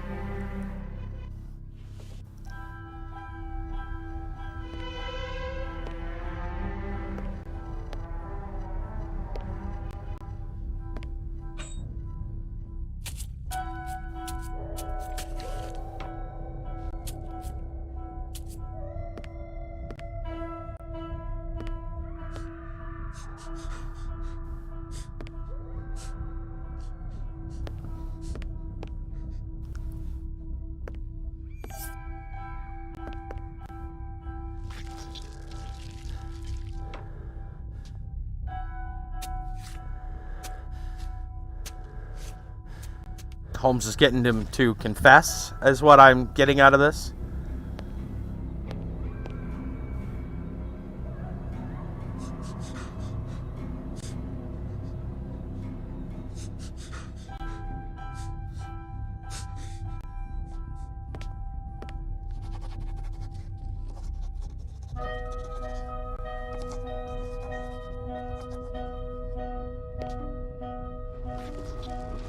This is very unusual.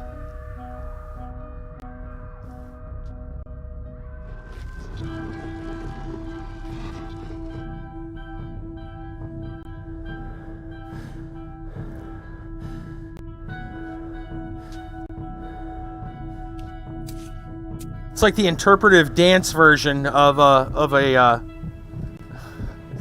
confession.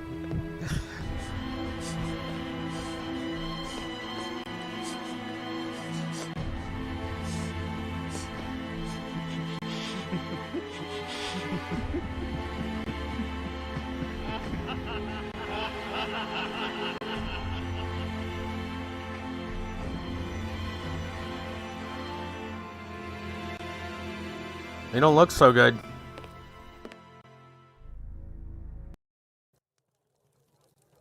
That was strange.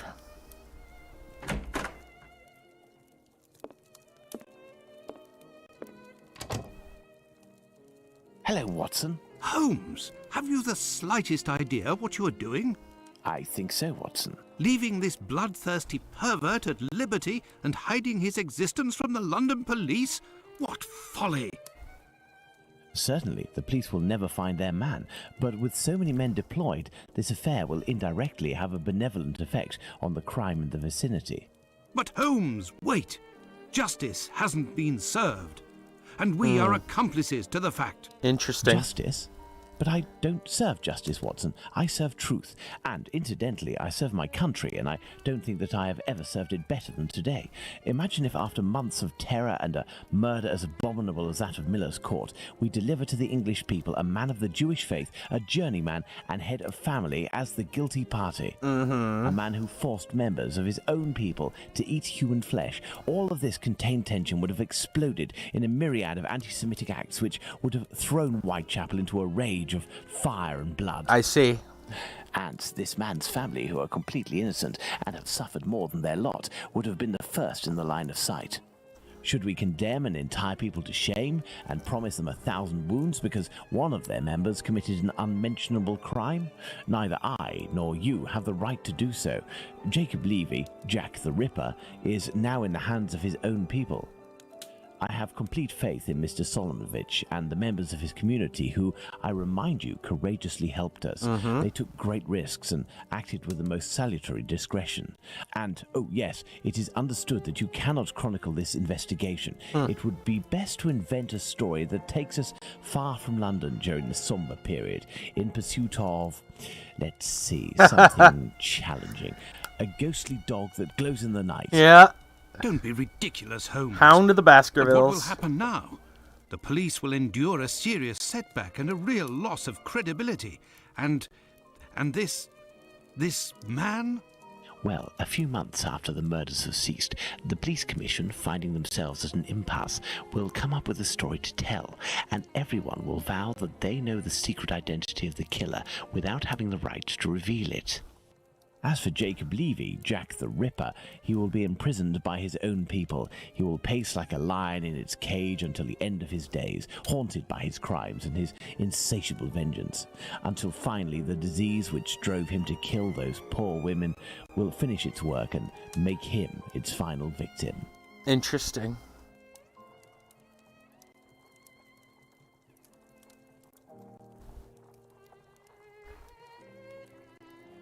July 29th, 1891. Jacob Levy died of syphilis. Same year, police filed it away.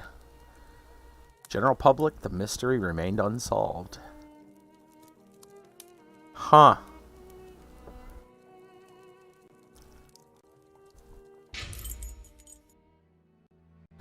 Wow, what do you guys think of that?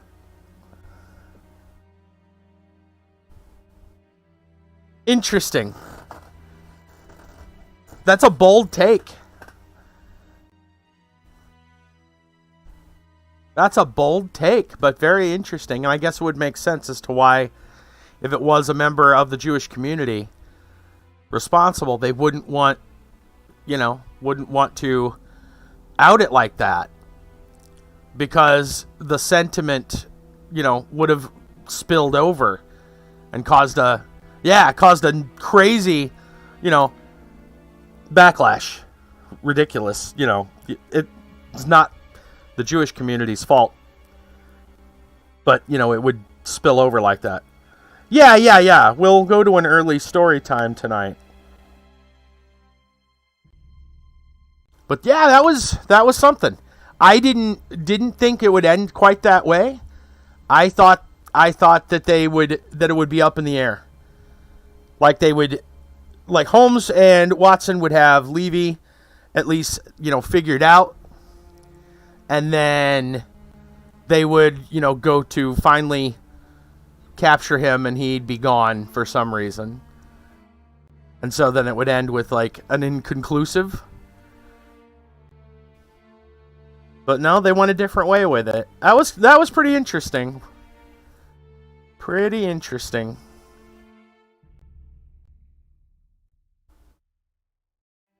Makes you wonder now how close. I mean, that's kind of indirectly like making a, a full-on accusation. But it's for, like, talk about a cold case, right?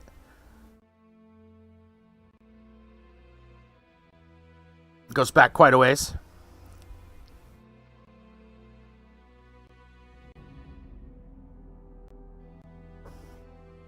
Huh.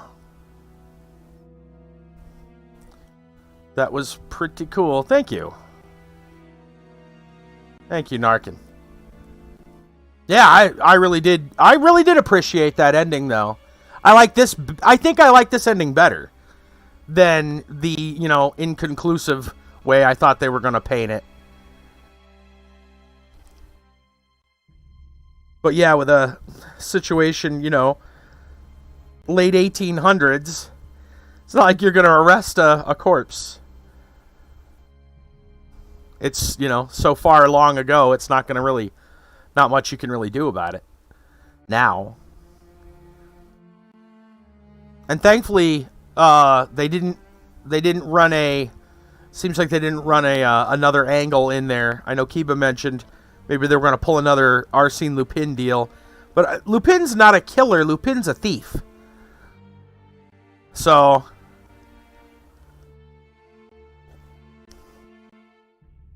oh, interesting. I was looking at some of the thanks there. Credit to Gary Gygax. That's interesting.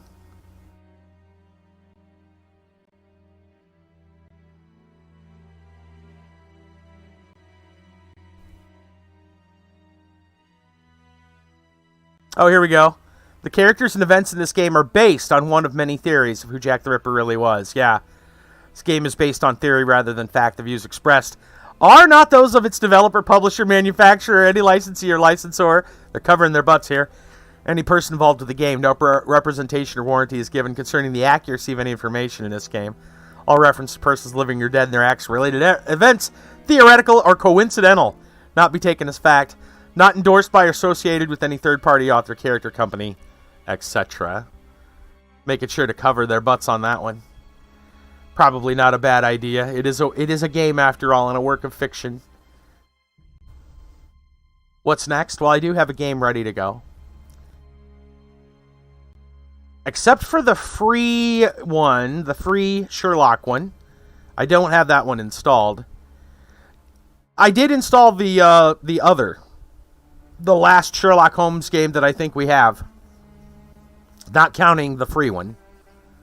Are they just going to leave it black? I figured it would cut to the main screen. I had to click to make it go to the main screen. Anyway. Yeah, it was pretty good. Pretty good. Alright, I'm going to have to set up the next game. I got it installed earlier today. It shouldn't take long. Conyard, what's going on? I don't know if you probably just missed the ending of Sherlock Holmes versus Jack the Ripper. It was actually quite good. We're going to play another game here in just a moment. That's okay. Yeah, well, we're going to start something else here. We're going to have another Sherlock game. We're going to be playing in just a moment. But I guess we're going to go ahead and have a story time now. A slightly early story time. And then we'll get into the Testament of Sherlock Holmes. Yeah, we'll start up another one. So it is story time. Blam. For those of you who haven't been around for story time, we tell stories. It could be personal stories. It could be news articles. The whole deal. You're all welcome to share if you got something to share. Yes, indeed. We're going to do normally a little bit later. We'd have story time about 20 minutes from now. Oh, and it is almost always a Florida man story. That's right. High 15 definitely provides those.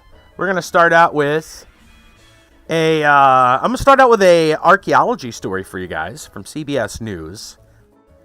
Archaeologists uncover 3,000-year-old lost golden city buried under the sands in Egypt. Archaeologists uncovered the remains of an ancient city in the desert outside Luxor. They say is the largest ever found in Egypt. It dates back to a golden age of the pharaohs 3,000 years ago. Famed Egyptologist Zahi Hawass announced the discovery of a lost golden city, saying the site was uncovered near Luxor, home of the legendary Valley of the Kings. The Egyptian mission under Dr. Zahi Hawass found the city that was lost under the sands. Excavation teams said in a statement, the city is 3,000 years old, dates to the reign of Amenhotep III, and continued to be used by Tutankhamun and I'm not sure. AY, that's all it says. The team called the find the largest ancient city ever uncovered in Egypt. Betsy Bryan, professor of Egyptian art and archaeology at Johns Hopkins University, said the find was the second most important archaeological discovery since the tomb of Tutankhamun, nearly a century ago, according to the team's statement. That's big. That's a big find then. Items of jewelry have been unearthed, along with colored pottery vessels, scarab beetle amulets, and mud bricks bearing seals of Amenhotep III. Many foreign missions searched for this city, never found it, said Hawass, former antiquities minister. The team began excavations September 2020 between the temples of Ramses III and Amenhotep III near Luxor, some 300 miles south of Cairo. Within weeks, to the team's great surprise, formations of mud bricks began to appear in all directions, the statement said. What they unearthed was the site of a large city in a good condition of preservation, with almost complete walls, and with rooms filled with tools of daily life. After 7 months of excavation, several neighborhoods have been uncovered, including a bakery complete with ovens and storage pottery, as well as administrative and residential districts. Amenhotep III inherited a temple that stretched from the Euphrates River in modern Iraq and Syria to Sudan, and died around 1354 BC, according to ancient historians. He ruled for nearly 4 decades, reigned known for its opulence and grandeur of its monuments, including the Colossi of Memnon, 2 massive stone statues near Luxor that represent him and his wife. The archaeological layers that have laid untouched for thousands of years, left by ancient residents as if they were yesterday, the team statement said. Bryan said the city will give us a rare glimpse into the life of the ancient Egyptians at the time where the empire was at its wealthiest. The team said they are optimistic further important finds would be revealed, noting they had discovered groups of tombs reached through stairs carved into the rock, similar construction to those found in the Valley of the Kings. The mission expects to uncover untouched tombs filled with treasures, the statement added. After years of political instability following the Arab Spring Uprising 2011, which dealt a severe blow to Egypt's tourism industry, country is seeking to bring back visitors, in particular by promoting its ancient heritage. Recently, Egypt transported the mummified remains of 18 ancient kings and 4 queens across Cairo from the iconic Egyptian Museum to the new National Museum of Egyptian Civilization in a procession dubbed the Pharaoh's Golden Parade. The group included kings and queens from the 17th to 20th dynasties of ancient Egypt, approximately 3,500 to 3,100 years ago. Most of the 22 kings and queens were discovered in 2 archaeological caches in Luxor in the late 1800s. Among the 22 bodies were those of Amenhotep III and his wife, Queen Tai. Oh man, they got this vehicle in the parade. Is it fancy. It almost looks like an Ark of the Covenant. It's so like grandiose. It's like the golden, wings along the car. Like the entire length of the car is shaped like that. It's pretty amazing. It almost looks like they took a hieroglyph and built the car based off, like an image, like not a hieroglyph, but more like a stele.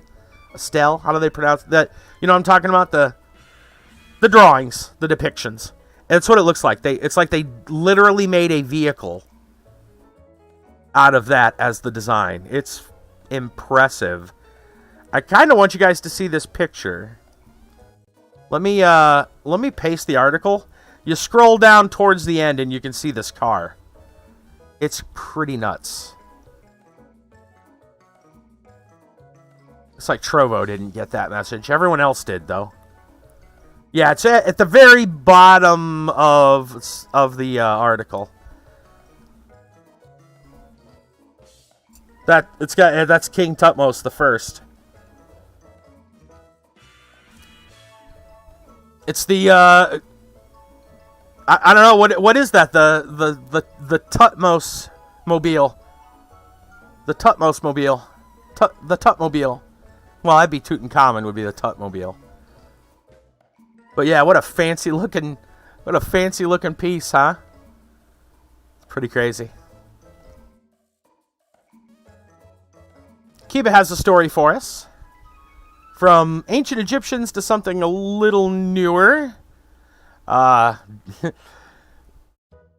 Maybe they uncovered something after the explosions of a gender reveal party that used 80 pounds of explosives, set off earthquake reports. New Hampshire man, instead of Florida man, this is New Hampshire man, turns himself into police after detonating explosives as part of a gender reveal party held in a quarry. New Hampshire family gender reveal party was such a blast it set off reports of an earthquake. Could be heard from across the state line, police said. Police in Kingston, a town not far from the Massachusetts border, received reports of a loud explosion Tuesday evening. They responded to Teremio Quarry, where they found people who acknowledged holding a gender reveal party with explosives. Source of the blast was 80 pounds of tannerite, police said. Family thought the quarry would be the safest spot to light the explosive. Typically sold over the counter as a target for firearm practice. Nearby residents said the blast rocked their homes. Some reported property damage. NBC 10 Boston reports. We heard this god-awful blast. Sarah Taglieri, who lives in a home that abuts the quarry, told the TV station.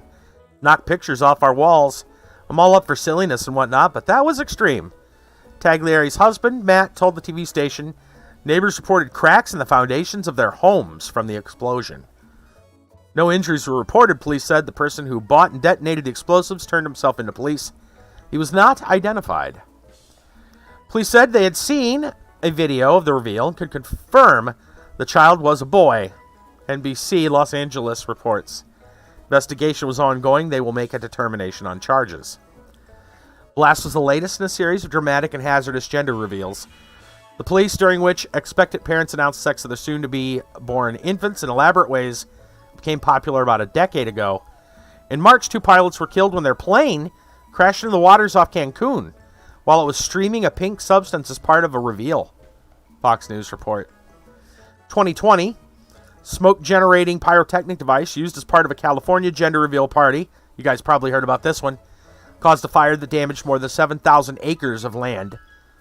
April 2017, off-duty U.S. Border Patrol agent Dennis Dickey caused $8 million of damage to 19,000 hectares, that's 47,000 acres, of Arizona forest when he shot at a target full of blue-colored explosive as a means of announcing the gender of his unborn child.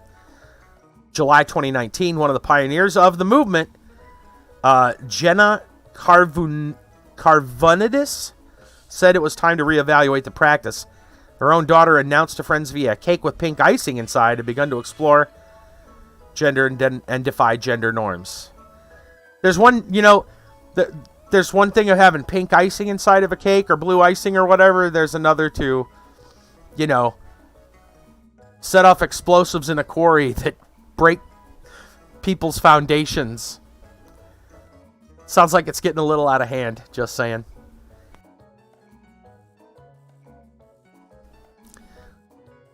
Anyway, from New Hampshire man to good old Florida man, as we so love to discuss, I-15 TED brings us our Florida man story for the night. Florida man does whatever a Florida man does. This time it looks like it's a Florida woman.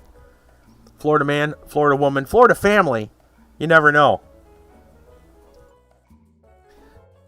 FHP from Fox 13 Tampa Bay. FHP Tampa woman traveling over 100 miles per hour charged with DUI after crashing into car dealership and injuring 3. Fantastic. Tampa, Florida, Jennifer Carvajal, I'm assuming that's the pronunciation, 24, who was on probation for DUI manslaughter, was arrested early Sunday morning. After troopers say she was traveling... So this isn't the first time. Let's keep that remembered. Oh, what do you got here?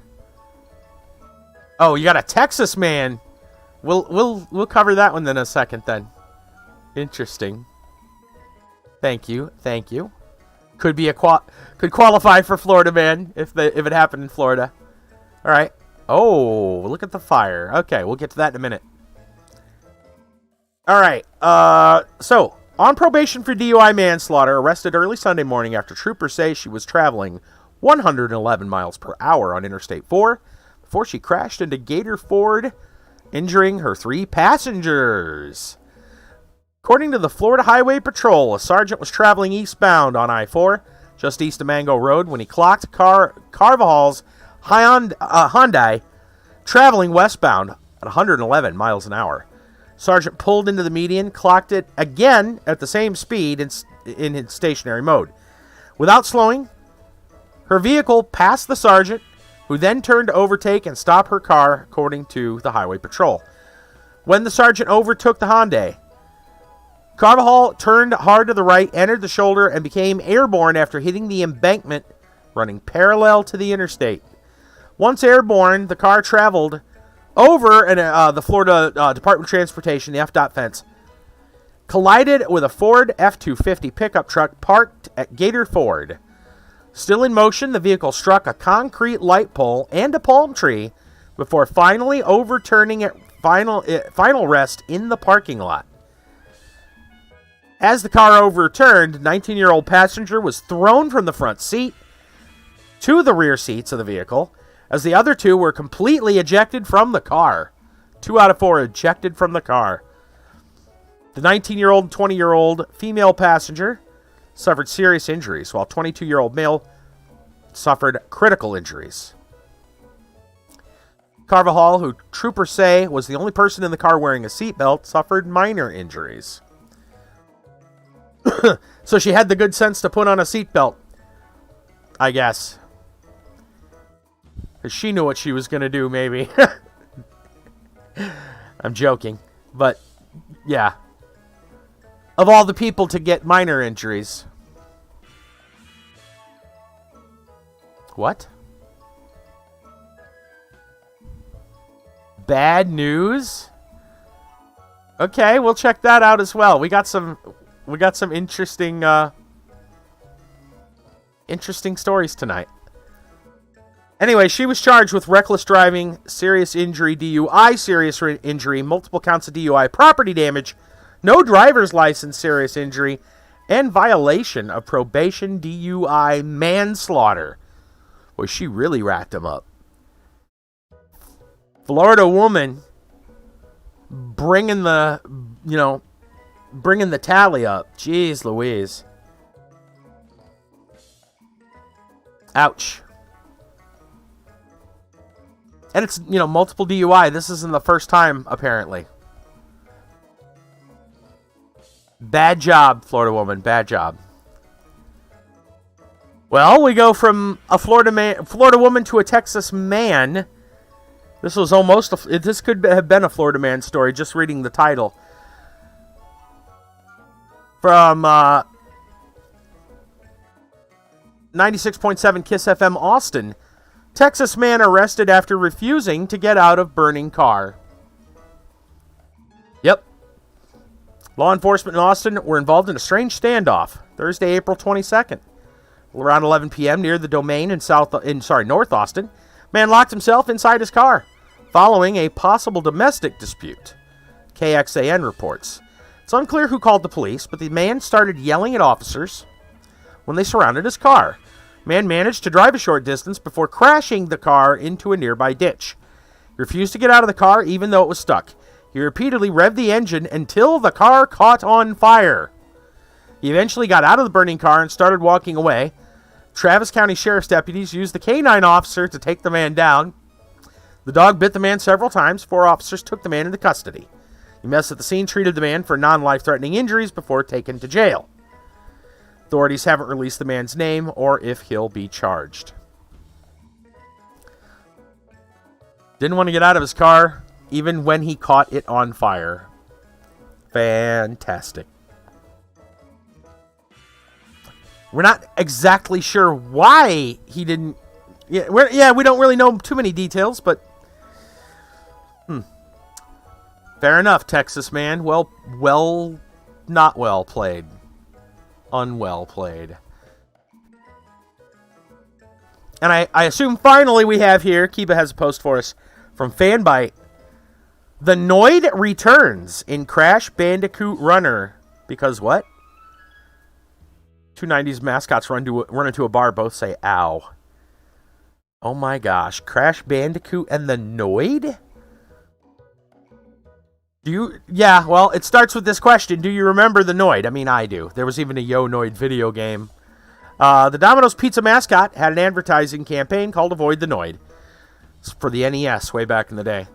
The rabbit-eared clay animated old man went out of his way to ruin pizzas. Why? Well, who the hell knows, but he did it. He did it voraciously. He even made a video game appearance. Yep.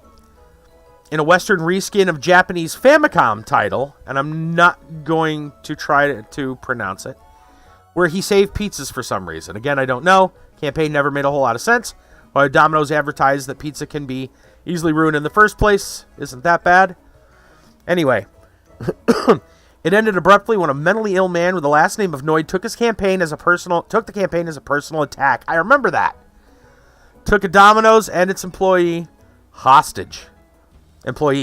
Domino's canceled the ads, and the Noid has been mostly gone in the last 30 years. Except apparently now he's coming to join Crash Bandicoot in the Marsupials mobile runner game. Crash Bandicoot on the Run. Maybe it was the Chaos 2020 that gave the Noid the confidence to return, or possibly the fact Domino's continue to innovate around great pizza delivery with amazing technology, says the official press release for the game in a statement that made my eyes roll into the back of my head. The crossover event is part of a new Domino's ad campaign to bring the Noid back as their mascot, which means someone in marketing meeting Domino's had to stand up and assure people this time it probably will not end in a hostage situation.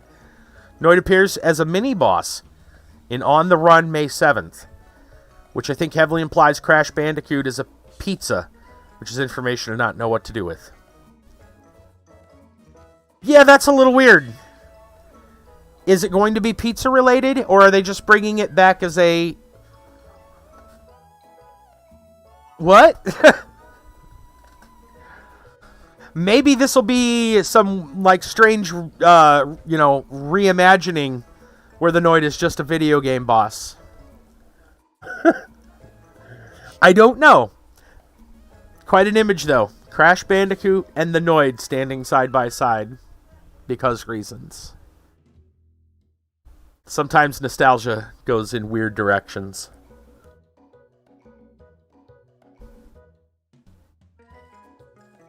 Anyway, I think that's... What do you got now, Kiva? Oh, you got more. You got more about it. Oh, he's in commercials now. Really? And not just... okay. Back with a new high-tech nemesis. Be featured in the Ann Arbor-based company's ads. New battle is trying to thwart Neuro's R2 robot driverless vehicle delivering Domino's pizza. Okay, let's read the rest of this. Thanks. This is interesting. From the Detroit News. The Noid is Domino's oldest and most famous villain. Pizza delivery testing we're doing with Neuro's autonomous vehicle is exactly the kind of technology innovation that could provoke the Noid to return, said Domino's Vice President of Advertising, Kate Trumbull, in a press release Monday. However, after 35 years of practice in avoiding the Noid, we're pretty confident we know how to defeat it. Besides Domino pizza commercials, expect to see the Grumpy Noid popping up elsewhere, like social media and the mini-boss in a new Crash Bandicoot mobile game. Noid superfans can find some related merchandise, like t-shirts and tumblers, on Amazon. Domino's is donating profits from Amazon merch to Domino's Partners Foundation. Internal non-profit organization provides financial assistance to franchise and corporate employees in need. This isn't the first time the Noid has returned since it was discontinued in the 90s. Throughout the 2010s, characters featured briefly in ads and social media. Domino's Pizza Pinball Machine featuring the Noid was created by Spooky Pinball in 2016. Did not know that. And here's some more information here. The mascot has an unusual history. 1989, Kenneth Lamar Noid held 2 Domino's Pizza employees hostage at a Georgia location. Reportedly felt he was targeted by the company with their campaign. Noid was charged with kidnapping, aggravated assault, theft by extortion, but found not guilty by reason of insanity. Yeah, I could probably get away with that one. Died by suicide in 1995. Well, that's tragic. Huh. Strange. And they feel that's the right direction to go in then, is to bring the Noid back. Okay. I don't know what to say about that. It feels even worse now that we read a brief history on the man's mental health and his suicide. That was kind of... I'm not saying directly they were responsible, because obviously he had a mental illness, but... yeah, kind of puts a slightly different light on things, doesn't it? Ooh. Not sure if I was Domino's, I'd want to bring the Noid back after that. It's like, it's just... People talk about things being cursed. Maybe the Noid is cursed. Like, legitimately cursed. Forget the pharaohs and the parades they had in Egypt a little bit ago. The uncovering of the cities. I think the Noid may be more cursed than anything left behind from Egypt. Anyway. To round our stories out for the night. That's a good way to connect them all. Anyway, I am going to take a break. We will come back and we'll get this other game going here. The Testament, I believe it is. The Testament of Sherlock Holmes. We'll be playing that shortly. So I'll see you all in just a moment. We'll get that game up and running. I'll try to get everything changed here when I get back.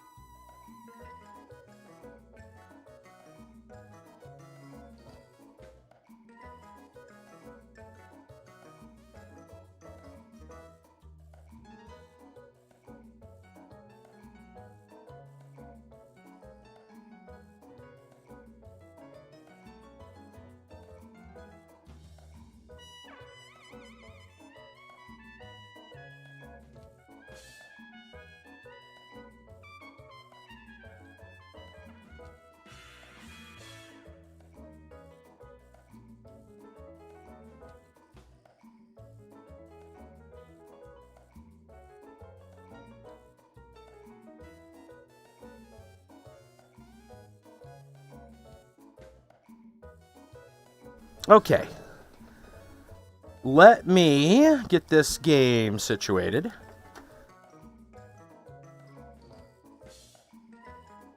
Not sure if I should get the game. Let's get the game running first. Let's make sure. Ah, fantastic. Of course, fantastic. Let me hope that everything's going to work well. It's probably going to give us a little bit of grief as we actually are running it for the first time this time.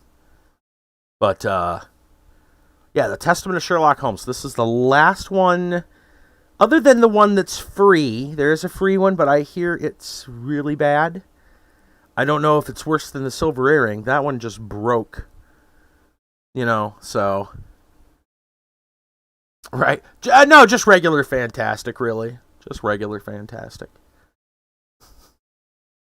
But yeah. I wonder if that other... What is it? The Mummy's Curse? Something like that. Speaking of the whole Egypt thing. I'm pretty sure that's what it's, the Mummy or something like that. Curse the Mummy or... I know that's a game. That one's free on Steam. We have yet to try it. I know the Silver Earring just crapped on us. That was a chore. It was a chore to play up until it crashed. And after that, it was just like, okay, we're done here. And this is taking a hot moment to get going. I don't know what's going on. Give it a moment. There's Ace Attorney. Yeah. Well, Kiba gave us the Frog Detective games as well. So we've got some leftovers from Indie Gala that were pretty interesting. What was it, Adam Wolf or something like that? That one was kind of cool. We've got a list. We still got a list. So we have no shortage. And of course, the Ace Attorney trilogy. Yes. I think there's a couple more. But yeah, we're still, even though we're nearing the last leg of the Sherlock games, we're finally getting there. All right, give me a moment. Let me get this game situated. Hope everything's going to work out. I didn't know how long we had, tonight. I'm glad I got a new game installed. I just didn't get everything set up for it. Because I didn't know how much time we were going to end up with. Let's see if that works. There. All right, we're going to make sure everything else is set up.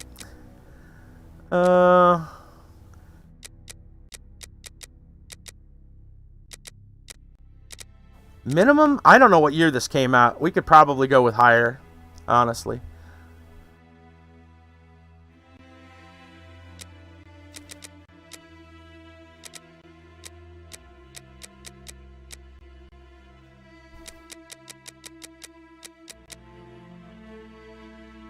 Let me see what it says about this game, if I can find...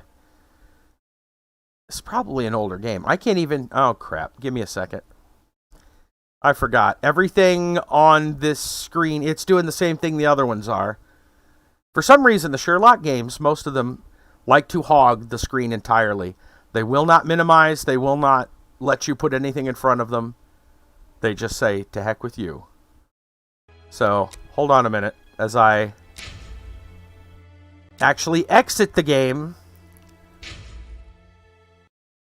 Yeah, so I can move other things over, like my browser, in case I need to look at literally anything.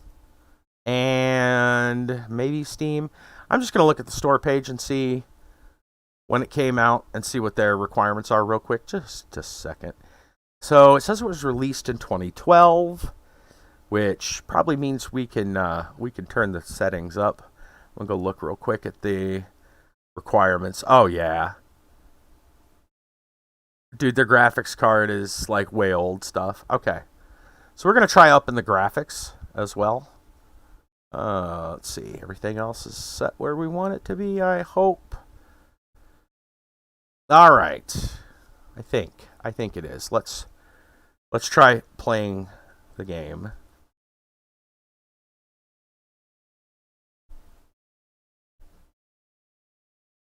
Or at least get the thing set up. Let's get the options set up. Maybe I'll change the titles on the sites. Maybe I won't. We're halfway through the stream, so I'm not really too worried about it. It's Sherlock Holmes.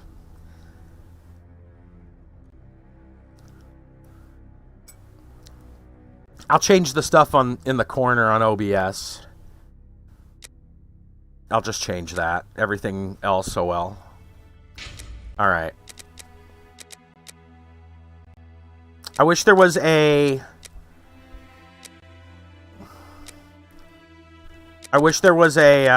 easy, like, quality slider.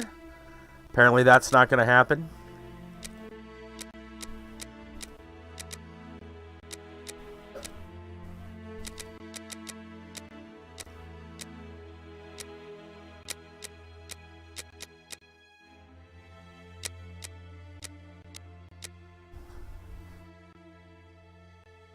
Right?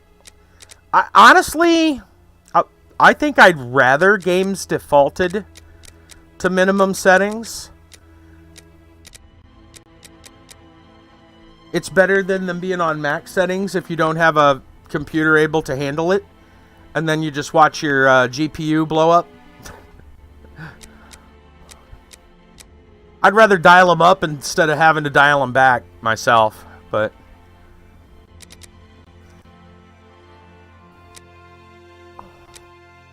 of course, we must restart the game again. Because why wouldn't we have to restart the game again to make changes take effect? All the things that would normally be done off stream.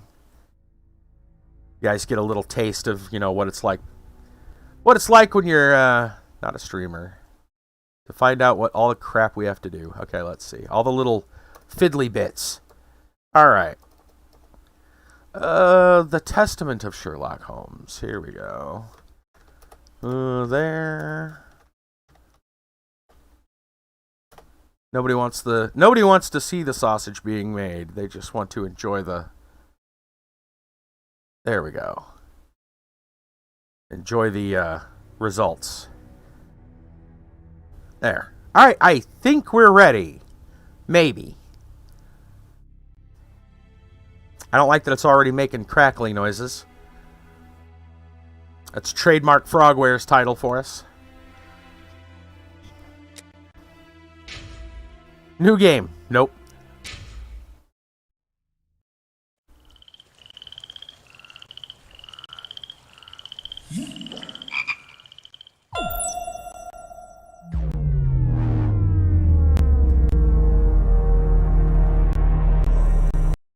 Alright, my ears are nearly bleeding.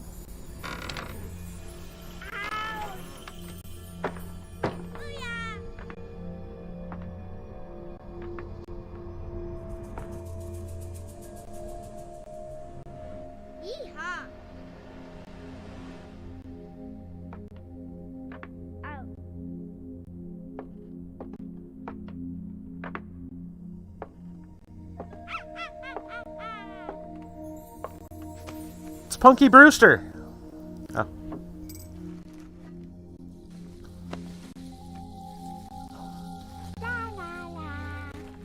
Ow!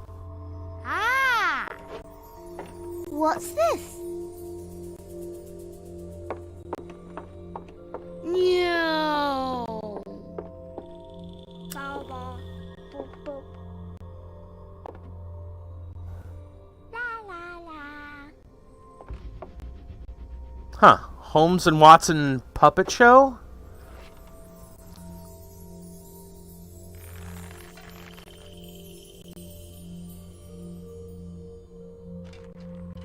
A different beginning than all the other games, for sure.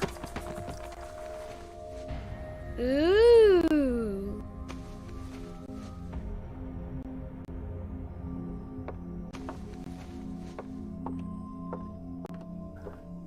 Oh, look! It's a book!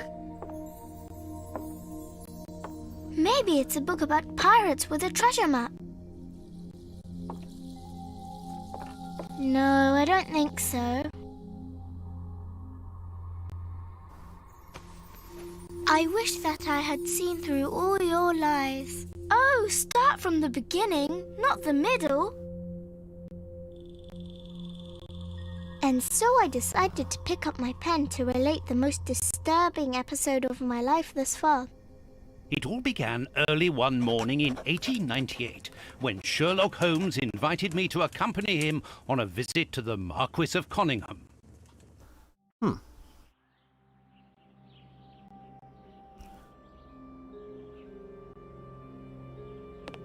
Watson, my dear fellow, we can now go and inform the Marquis Yeah. that we have found the Samoan necklace, and very much faster than Inspector I wonder if Baines that's gonna too, which pleases play me. into anything Have you really in the middle of the solved game. theft, Holmes? And so quickly?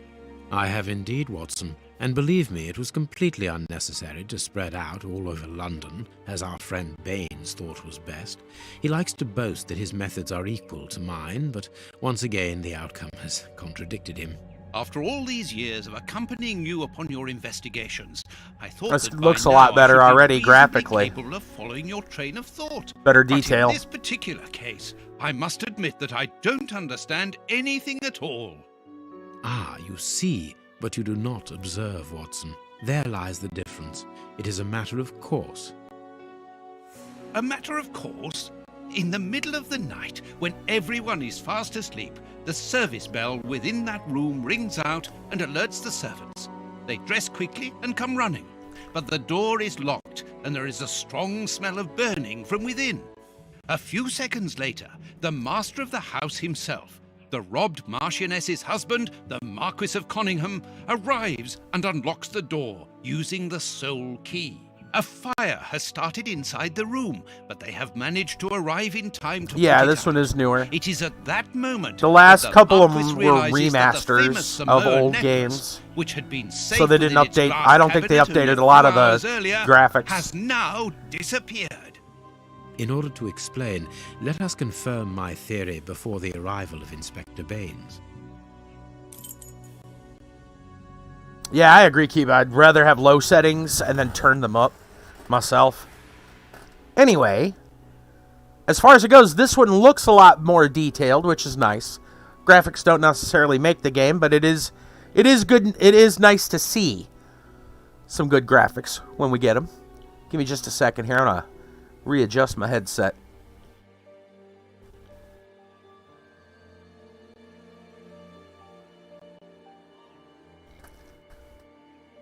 Okay.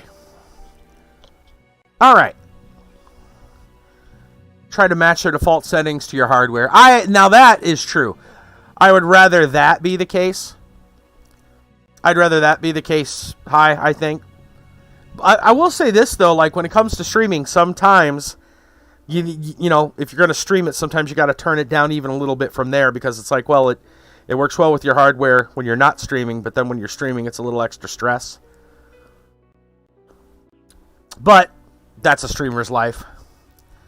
That's streamer things. Other gamers don't have to worry about that stuff. They don't know what that is. Yeah, we know how to look around. We've used the mouse. We're gonna walk. Really? Oh, there we go. They're gonna make me use all the keys. Did I not walk enough? Look at the broken showcase. Prefer matching than low default settings. Yeah. Look at the broken showcase and click. This window was cut with a diamond. A clean, discreet piece of work. This is where the necklace was. See how tiny the hole is, and not one fingerprint upon the window. You always interact with the mouse click. I'm kind of glad that they're giving us a bit of a tutorial here, because it looks like things may be a little bit different from some of the older games.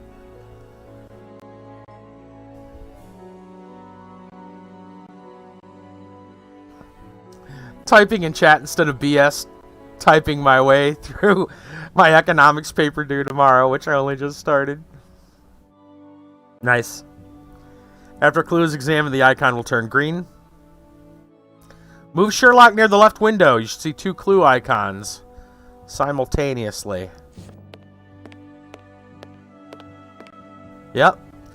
To enter examination with multi-zone, click. You can switch cursor between items using WASD. Ah. A mark undoubtedly made by a diamond. Someone tried to cut the You glass, mentioned F that but was glass, interrupted. yes. Therefore, the thief tried to escape through the window, but he was interrupted. Alright, and then we switch. Oh, no. I want to click. All the There windows we go. are locked. They've not been forced. Go to the chimney. You will see the hand icon on the magnifying glass.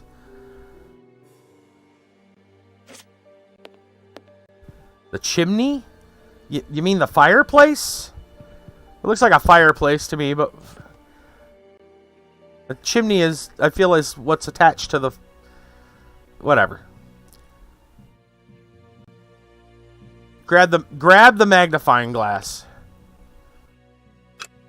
Alright, open your inventory by clicking right mouse button. That's similar to the others. You can always activate any of your items by rolling the central wheel of your mouse. Oh, hey. That's kind of cool. So we have our matches, pocket knife. That's cool. That's part of our staple thing now. And our magnifying glass. Near the piano, music scores on the floor activate by selecting your inventory directly in the game by scrolling the central wheel. I don't think that was a thing we could do before. Use the magnifying glass. It is Depain! What's going on? Thank you for the raid. Howdy, howdy, howdy. What were you up to tonight? It is Depain. Hello. We are just starting the Testament of Sherlock Holmes. We finished Sherlock Holmes versus Jack the Ripper just a moment ago. Well, a few moments ago. Great ending. Great ending. What were you doing tonight? We gotta go to the piano and look at some music papers. Disco Elysium. Oh, I've heard about that. Nice. How is Disco Elysium? It looks pretty crazy.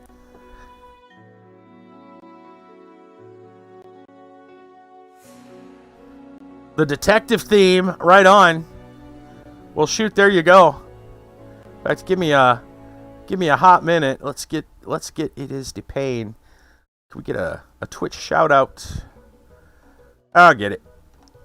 If I could remember. It is Depain. There we go. If you're not following that wonderful man, you need to be doing it now. So go do it. Go do it.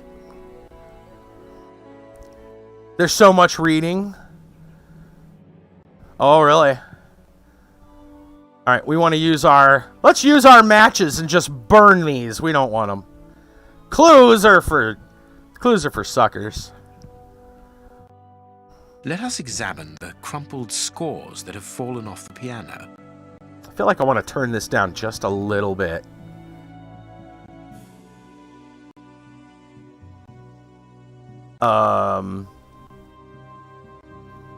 Why? Oh, I didn't see the magnifying glass in this. Okay, so to my credit, the last like 4 games we've played, the magnifying glass has always been in the bottom left corner. There wasn't anything there. They put it somewhere else. I didn't see it right away. At least that's the excuse I'm going with for this Nothing one. of interest here. These sooty prints were left by a tiny hand. I don't understand why these music scores are covered with soot. It's sheet music. Oh, R or middle mouse to switch to first person mode. Thank you. I would much rather have first person mode. Yeah. Okay. All right, nice. Okay. Do you want me to hit all the things? Yes. To move the character, left click. You want to reach. Fine. To run, double click. Switch back OR. Fine. Press and hold shift. Okay. Sixth Sense. The Sixth Sense, you say. Well, let me go back to first person mode. Other clues in the room. Ah. Okay, so there's... Wait, does that just stay on? No, it stays for a little bit. Okay. Just like it did in the other games. So there's a couple of minor changes. Right, we're going to search for other clues in the room. First, I turn the volume on this just a little bit down. Master volume. Let's just turn it down just a hair. It should be fine. Except, okay. Resume. Alright. Searching for some other clues in the room, so Disco Elysium is pretty interesting. I take it. I think I remember seeing like a short... Shoot, who was it? Was it Jim Sterling maybe did a video that mentioned it? I haven't seen too much of his stuff in a while. But he didn't talk too much about it. It was more along... I think the video was about something else, and I was like, by the way, this is Disco Elysium. It's really good.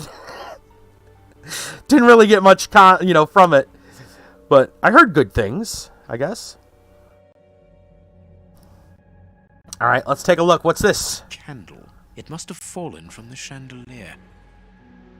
Okay. Look up. Don't forget to look up. Well, yeah, it looks like it did fall from the chandelier. It is missing one. Okay, great. Look at the aquarium fish. Not very well kept, this aquarium. I can see a dead fish floating on the surface. Yeah, he's just sleeping. He's fine. You think you know everything, Sherlock, but I'm telling you, man, that fish is just taking a nap. Just tired. It's fun, makes you feel like every choice you make is wrong, but the game is like, shut up and do it, though. Oh, that's always interesting when games do that. You always second-guessing yourself? This draft screen makes an ideal hiding place. As the theft was committed at night, I conclude that the thief hid a lemon himself tree behind the draft screen and waited until he was alone in the room. You guys remember the lemon tree from the, which one was that? Was that the Cthulhu one? The Cthulhu game? Remember we had to take the lemon tree? The lemon tree is back. Strange. There aren't any prints. Yet I'm sure that the thief hid here. We're gonna have to go through the mosquito fields. You get skills up high enough, they ruin the balance of your stats, can also ruin your perspective of the world. Oh, wow!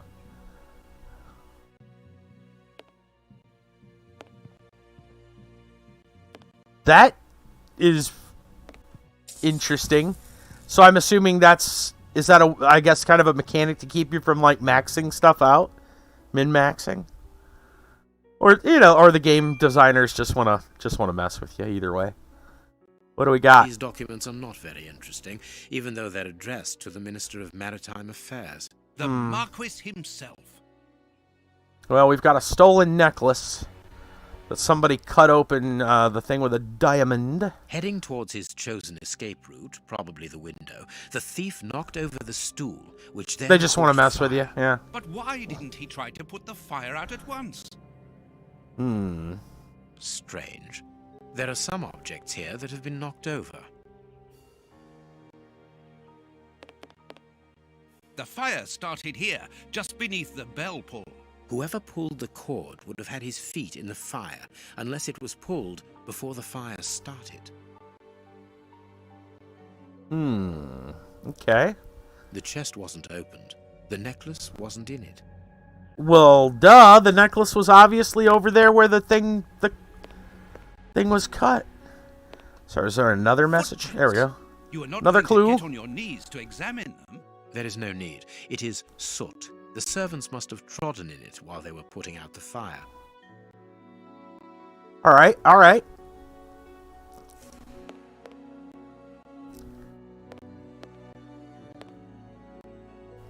I wonder what other...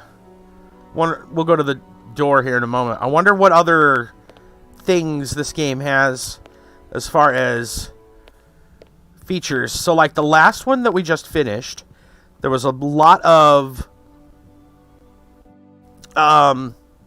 deductive work, like entire UI feature elements devoted to that. And then in, what was it, Crimes and Punishments, we had the whole... It was deduction, but it was displayed a little differently. It had the little, like, memory synapses connections. That was pretty interesting. I wonder if this game's going to have anything... Actually, let's see what other options. We have inventory.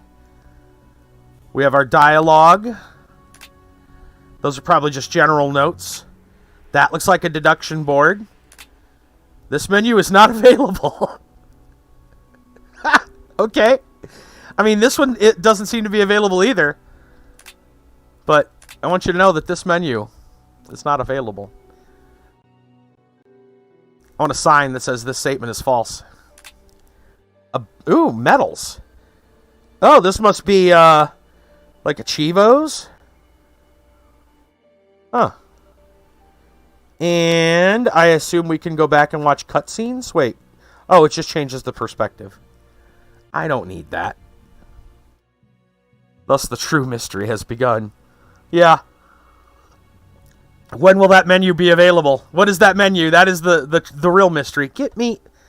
So, okay, so there's 3 different modes. There's third person, first person, and whatever you want to call it. Scenic. I mean, also third person, but scenic mode. Okay, I don't think there's anything... Actually, we'll use our super sight. See if there's anything else that we've yet to look at in here. Got some light beams going on. Okay, nice. This definitely looks better than the old Jack the Ripper game we were playing. Again, graphically.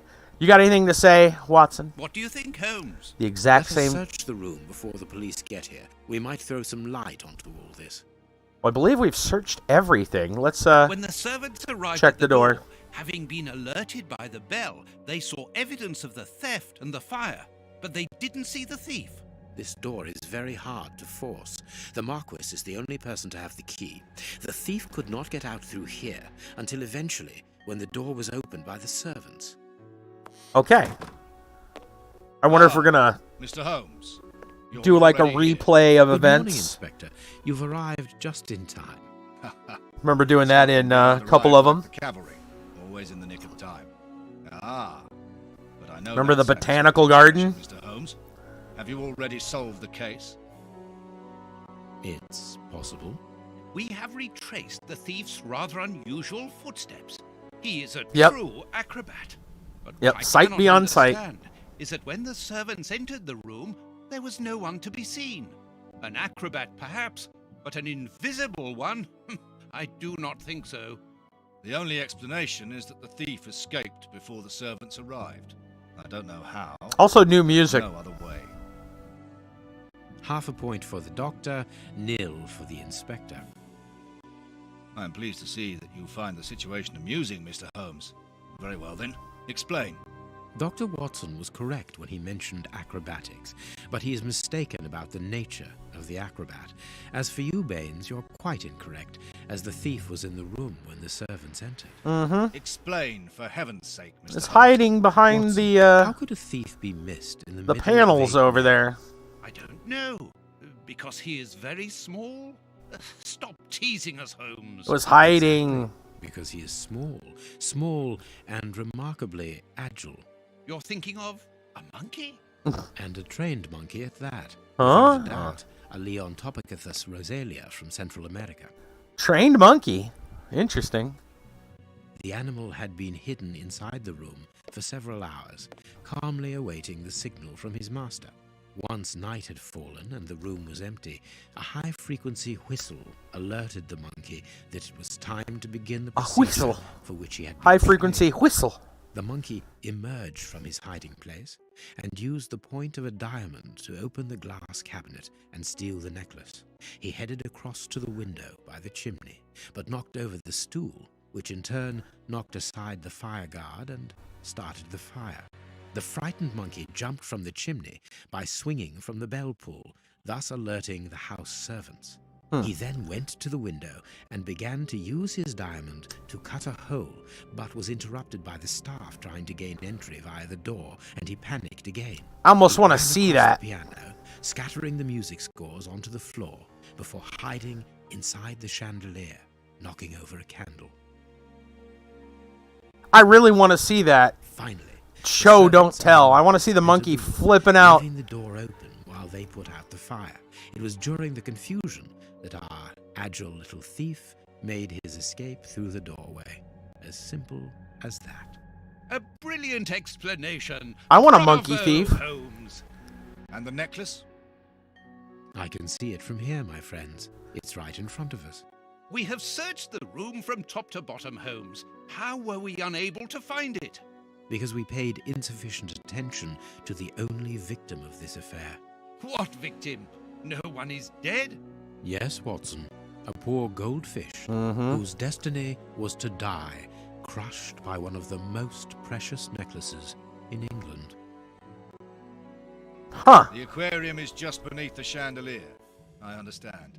The little monkey had likely hung the necklace around its neck and lost it when he leapt from the chandelier. The jewels fell into the aquarium, where they remain now.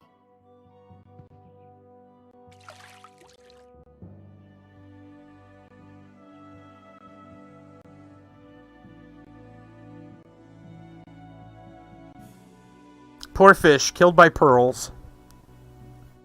Marquis, here is your necklace. Intact. Just a little wet.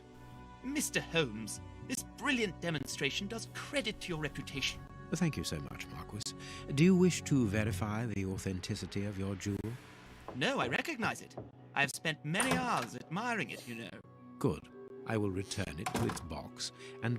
Inspector, a bank has just been held up. You must follow me at once. Orders of Scotland Yard. Ooh, okay. Times. So we have an intro Duty calls. and now another intro. Because this started with the kids in the attic looking at the puppets. There, the necklace is in its box. We've lost enough time here. Let's go home, Watson. So we have a double intro. Very well, as you wish. A good day to you, Marquis. With pleasure, gentlemen. And once again, thank you. All right.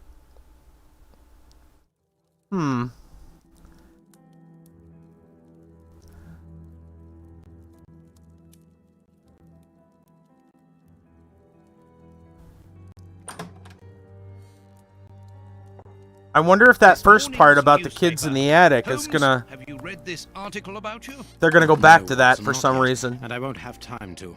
Read it before you leave. It's outrageous. If you insist. Got some autosave going on. That's a new feature for considering the new feature from the older games that we were playing earlier. We didn't have autosaves. Kind of wish we did. Right, we're supposed to read the paper. We'll read the paper in a minute. Let's look around. Got our lab. We'll see what's available in the old HQ this time. So we still got our bullet holes here. Yeah, I was getting to that. I was gonna save that for last. It looks like there's no telescope. Kit Kat will be happy about that. There's no telescope out the window this time. Yeah. Kit Kat will be very happy to know that there's no telescope. Also, no dog either. Where's... Well,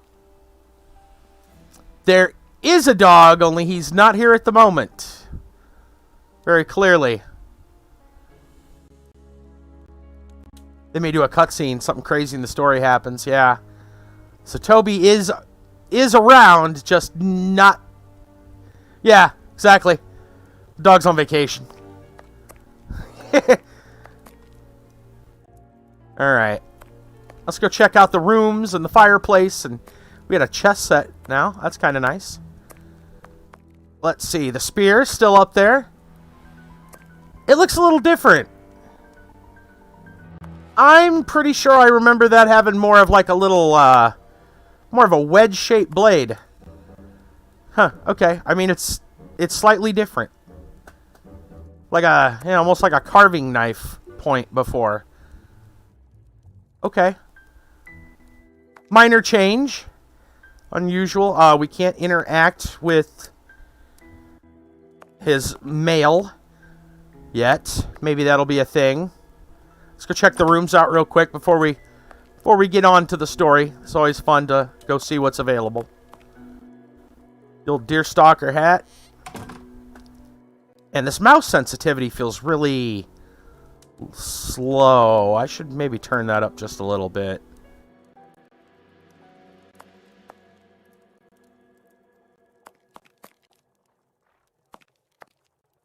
I don't know if that's intentional. To me, it feels slower than the other games.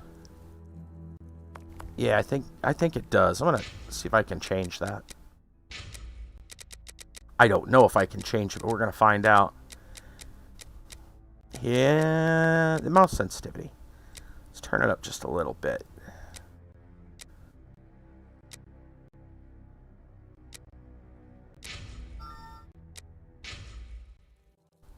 That feels, yeah, it feels a little better.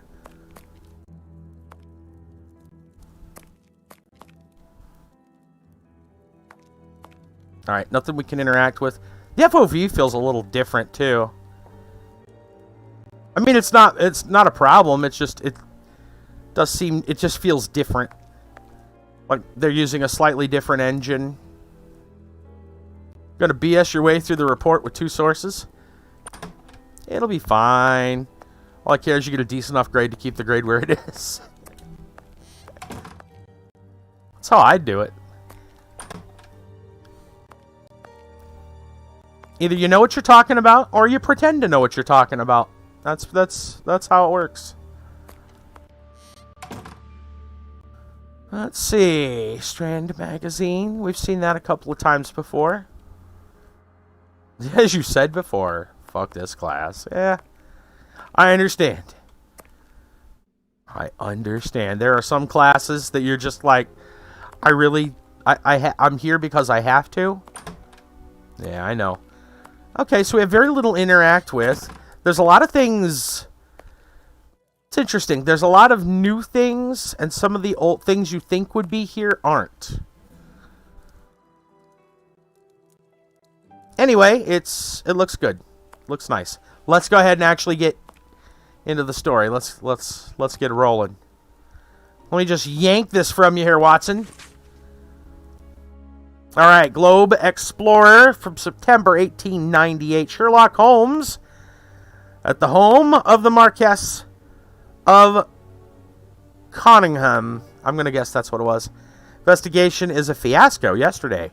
Celebrated detective Sherlock Holmes was invited to the manor to supply his conclusions following his investigation of the disappearance of the priceless Samoan necklace. Should be recalled, the lady called in the detective after the police appeared flummoxed in the face of the astonishing circumstances surrounding the theft. Excuse me just a second.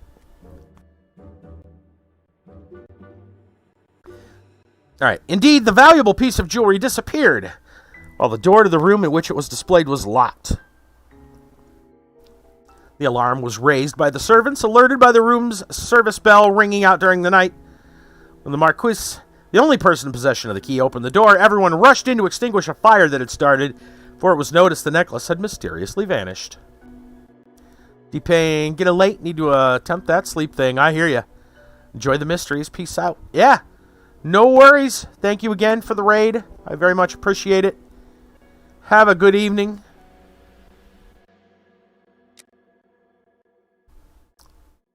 Here we go. The most astonishing factor is that no thief was found within the room. All the exits were closed. As usual, Mr. Holmes resolved the case in the twinkling of an eye, and the jewel was recovered. Will not waste my time on the various explanations as to the disappearance, because I would prefer to draw your attention, dear readers, to the last surprising developments in the case.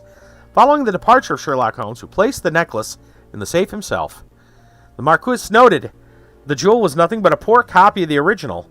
Let it not be forgotten, the Samoan necklace, although plain without ornament, is unique because of the rarity of the pearls. Pearls which are found only in a small part of the lagoon of the archipelago of the same name, to which scientists attribute their exceptional quality, the strong density of crystal of aragonite, that they are made of. This priceless necklace, brought here at the beginning of the century by Lord Fenton Arwick, Marquis's grandfather and an eminent explorer, should have been part of her daughter's dowry, Marquess's grandfather, daughter's dowry for her marriage to the Duke of Newcastle. So, I'm going to place a simple question. Should we not, in all open-mindedness, ask ourselves if the necklace was not simply and deliberately exchanged for a fake by Mr. Holmes himself? I am aware, dear readers, the brutality of this question, without any preconceptions, may certainly shock some of you. That's a way of saying, here's my hot take. But the facts are there. Our thoughts and judgment should not be confused with regard, which we all share for the famous detective. It is not the first time the Globe Explorer has expressed its reservations as to Sherlock Holmes' methods. Do not forget our counter-investigation into the escape of Arsène Lupin, the Frenchman who took malign pleasure in tarnishing the image of our royal family, and who, by lucky chance, managed to elude capture by Mr. Holmes. At the time, we did not hesitate to consider a tacit complicity on the part of the latter. For those who are familiar, Jennifer, welcome. Welcome and hello. What are you doing this late? Usually this is when you're jumping away. You okay? Having problems sleeping or something? I hope everything's okay. It's usually late for you, I know that. I remember.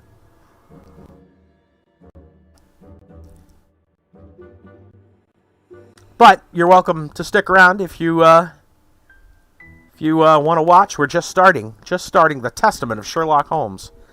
Sherlock Holmes Jack the Ripper ending was really good. You'll probably want to check out the VOD if you ever want something to watch. It was a cool ending. Alright, let's see. If those familiar with Holmes, it's quite apparent that his character traits show more of the opportunist and brilliant usurper than that of an altruistic defender of the law. I would draw the attention of our readers to the suggestion that the description of this gentleman provided by his friend, Dr. John Watson, through his stories, is a long way from the truth. Ooh, this guy's making a couple of hot takes. Indeed, his behavior is derisive, contemptuous, haughty. Oh, your neighbor needed you. Oh, she's having some family issues. Gotcha. Okay. Well, I hope I hope she's okay and everyone's safe.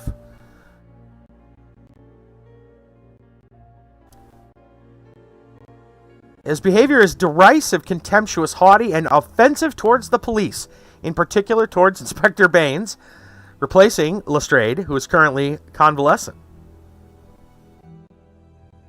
Yeah, you'll want to check it out. I knew we were getting close to the end. We actually got to the end about an hour earlier than I thought we would. I thought that would probably go at least 2 hours. We didn't quite get that far. Maybe about an hour and a half. And a habitual abuser of narcotics such as heroin and cocaine. This is why, dear readers, it is important to disregard Sherlock Holmes' good reputation in order to form an objective opinion. To ask the pertinent questions. Okay. Was the necklace Holmes found already a fake? If that was the case, why did he not mention it? And why should he insist on placing it back within the safe himself? Has the detective some unsavory interest in this affair? Or is it a simple case of deceit in order to steal the extraordinary Samoan necklace? Up to you, dear readers, to form your own opinions. You can count upon your humble servant to continue revealing to the public the doubtful methods and motivations of one who in the future I shall not hesitate to call Sherlock Holmes the usurper. To be continued, O Farley. Oh, more. This guy sounds like J. Jonah Jameson trying to sully the good name of Spider-Man, doesn't it? The ancestry of Prince Woodville recognized. The Lords Committee, set up in order to verify Prince Woodville's legitimacy, made its conclusions public last night without surprise. Prince's title was confirmed. Rumors suggested. That just became personal, right? In return of an unfavorable opinion by the committee, the prince would have abandoned any claim to the inheritance of the present royal family, as well as any political activity. The young man, now aged 28, read history and law at Oxford with a diploma in philosophy. Spent most of his childhood in France, where he acquired a considerable knowledge of culinary arts. Those who might think this a handicap when integrating into British high society, let me remind you, he is also outstanding on the polo field and plays the bagpipes quite beautifully. I've never heard anyone speak the phrase plays bagpipes beautifully. Is that possible? Finally, we should add that lately he has become actively involved in charity work and aiding the poor.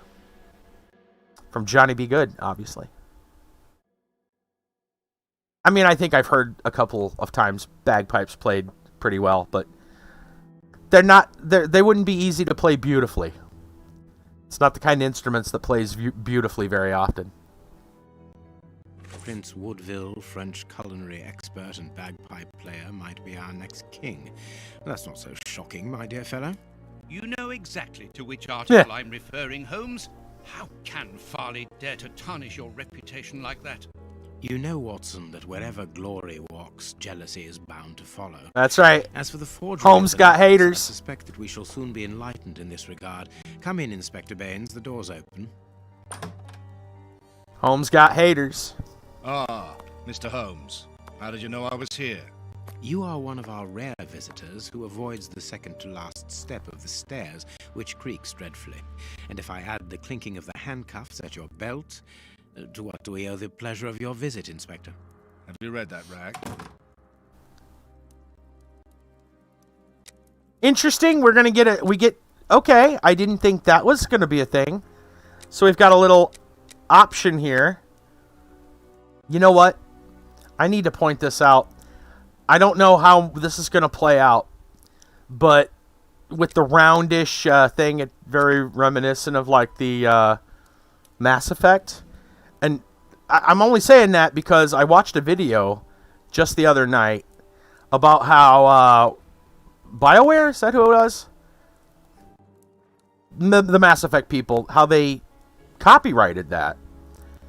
And there's, like, that copyright's still good for another almost decade or so? Something like that. It's still good for a little while. I think I heard 2029. And I was kind of surprised to see something like that in here. I'm assuming it's not quite the same way as that works there, but strange that the UI kind of looks like that. We've always had like the options like up in the corner. Anyway, slander. Let's talk about the necklace. Inspector, I assume that you have the fake necklace with you. It's why you're here. Your superiors would like me to examine it. Indeed. They would like you to confirm or deny putting this fake in the box. Can't that wait? I must go to the house of Lord Peregrine Maitland, the Bishop of Knightsbridge. Inspector, can you explain this slander? Okay. Has the necklace of the Samoas I see the really difference. been replaced by a fake? I don't know how the reporter got hold of the information, but it's true. About the necklace, of course. I wouldn't permit myself to question the integrity and honesty of Mr. Holmes. The necklace is a forgery? Impossible! I'll get to the I saw difference when Marquis they finish the authenticated lines before here. my very eyes, before Holmes returned it to its place. Mr. Holmes, the Marquis believes Osmond Farley's theory. I shouldn't be surprised if the reporter isn't behind all this slander about you. He's a freelancer, well known for his explosive and subjective articles. In any case, does it for the Marquis clicks. assures us that you were the last person Clickbait. to have the necklace in your hands. Let's return to the Marquis. Clickbait all the way back in the 1800s. I'm sure that we'll have no trouble in taking apart this theory. It is unnecessary. Such allegations collapse on their own, like one of Mrs. Hudson's soufflés. Let us leave the police to solve this problem and turn our attention to the matters in hand. Perhaps you are right, Holmes. Okay, so the difference... It's only sharing the circular, banner here with the little circle. What it's not doing, which is important and why they aren't being sued, is it's not like an option. It's not like you only pick one option, and the options are kind of situated on the wheel based on the tone of the reply. Right? You're actually going through you can go through multiple replies. And I don't think it's based on, again, like you might have the most pleasant response at the top and then the more negative responses maybe down here. So, I was wondering, wait a minute. Okay, anyway. And the Marchioness? She is beside herself. Let us continue. Without the necklace, her marriage is compromised. It is the principal item of the young woman's dowry. What a lovely marriage. Holmes, forgive me for insisting, but don't you want to examine the fake jewelry? Watson, I have an appointment, and it's out of the question that I arrive late. It will only take you a couple of minutes. You really must quell the suspicions put forward in this appalling article. If you will allow me, Inspector? Be my guest. Very well. All right. Just a minute now. Give me just a second. I want to check something. Uno momento. Let's see. Okay. I was just checking Trovo because is anybody hanging out on Trovo? The chat's not working for integration. Thought I would bring that to everyone's attention. Just be mindful of it. All right. Just wanted to check. Let me keep that up so I can see it just in case. Hopefully. So if I miss your messages over there, it's not intentional. All right.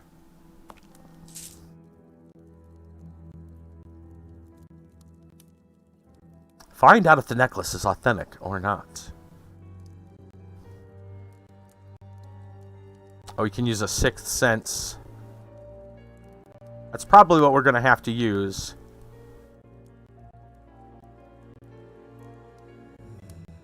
Ooh, what's that? These 3 pearls are of poor quality. Yeah, yes indeed. This pearl is too small. It is not in its place here. Mm-hmm. Oh, there's one. This pearl is a different color. Too many defects. This necklace is a fake. This is nothing but a vulgar copy, and at a glance it would appear that the forger has intended for it to be seen as such. How could we have been fooled by such a blatant imitation? I don't understand. Yes, how is it possible? Holmes, do you have a theory about this? Y'all I stupid. have absolutely no idea. That's the... You insisted that I examine the necklace, and I have done so. Now it is important that I keep my appointment. I'm sure, Inspector, that you will throw some light on this affair. Holmes. You may accompany me, Watson, if you care to do so. Goodbye, if you have the heart to do I'll keep so. you informed as to my inquiries. Goodbye, Inspector. You mentioned a bishop, didn't you? Are we going to his home? Yes, the Bishop of Knightsbridge. I put his address on our map of London on my desk. Would you get it for me, please? All right, Holmes. Map of London on the desk. All right. Before we do that, I am going to save. I know it's auto-saving. I want to see what the save looks like. It looks like it would normally look. All right. Well, it's already auto-saved, so I guess we're fine. It's weird that the auto-saves take up the actual slots. Not complaining, just different. Okay. On your desk, you say, so probably over here. Da-da-da. I have found your map. And off we go to the Diocese of Knightsbridge.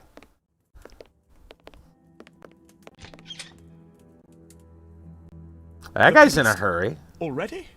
How did you know? May we see the Bishop of Knightsbridge? Yes. No. Yes, of course. He's been murdered. Come in.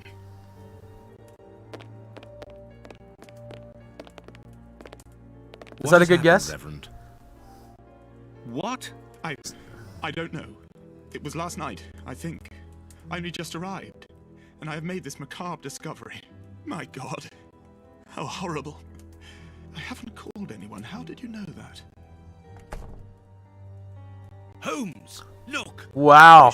Appallingly mutilated. Not just dead. How dreadful. Mutilated. Mutilated. And killed.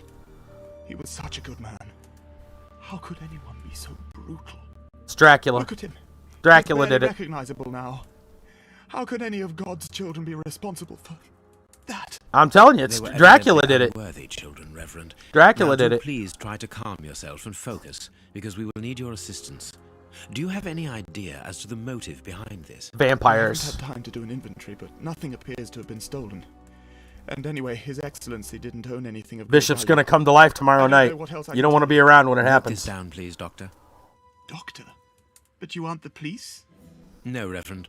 I am Sherlock Holmes, and this is Dr. Watson. We are here at the request of the Bishop.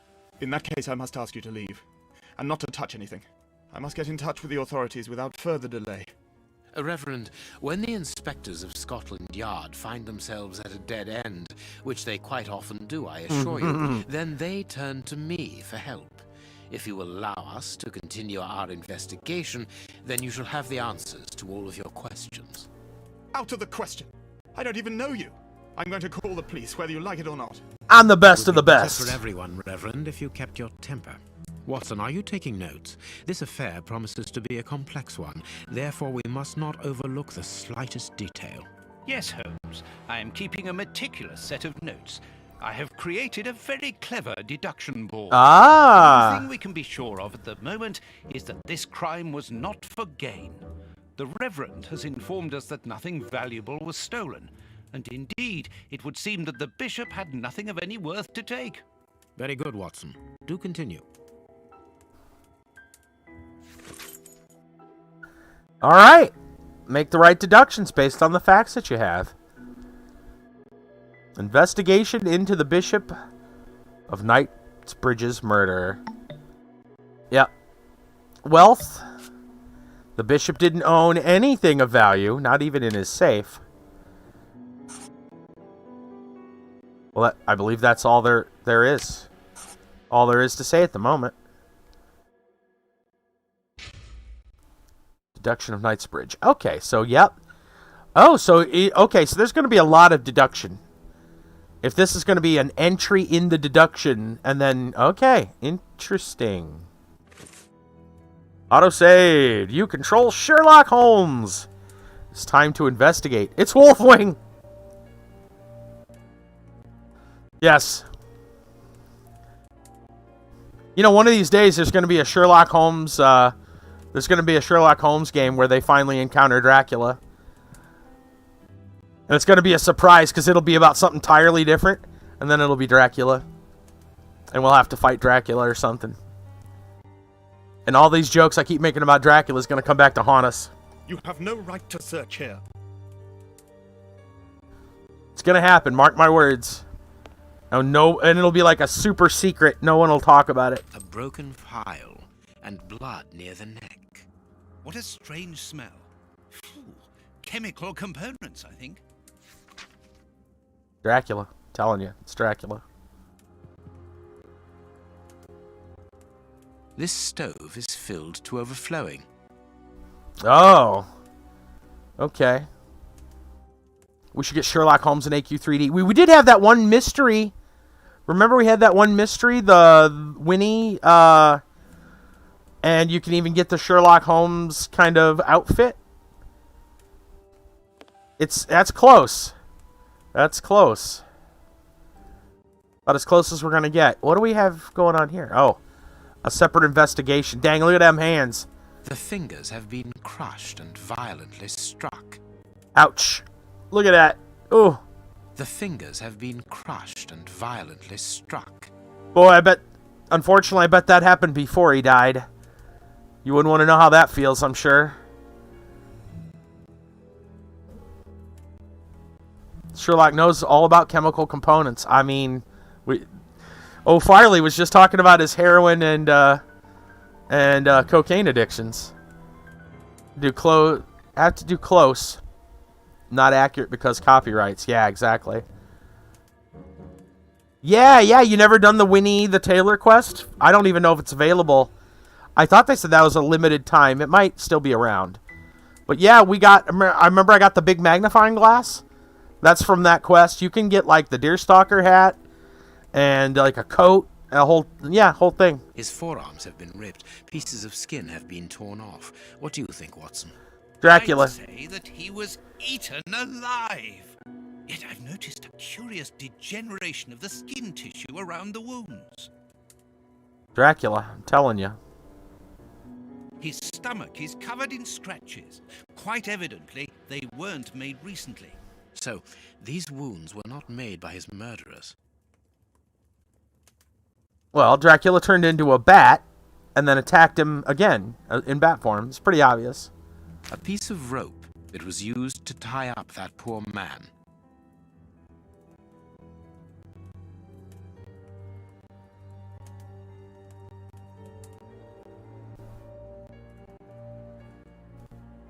Can we move the, what is this? Inventory, okay.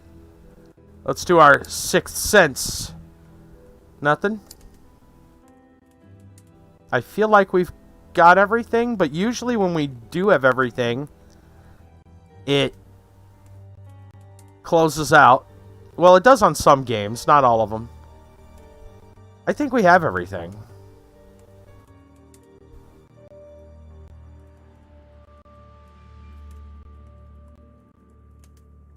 It usually does. It usually auto backs out. Maybe the difficulty setting... Oh, I've got it on normal. I don't know if maybe it does it on easy. Sixth Sense isn't giving us anything. Let's close and check again. Ah, I see. So it's... Wait. Oh, look. It's separate. Now we're going to look at the feet. Okay. His feet have been burned. My this first impression is that might be because it's so detailed. You! But what does it matter, Holmes? This poor man was tied just below the knees. To stop him from walking, certainly, but mostly to free his feet. I see a finger. A finger. Apparently, it doesn't belong to the Bishop of Knightsbridge. How dreadful. How's somebody else's finger? Great. We're not going to talk about the thing broken over here to the side. That's just nothing. These burns are terrible. Yeah, they are. My God, Holmes, this man was horribly tortured. Yeah. That's rough.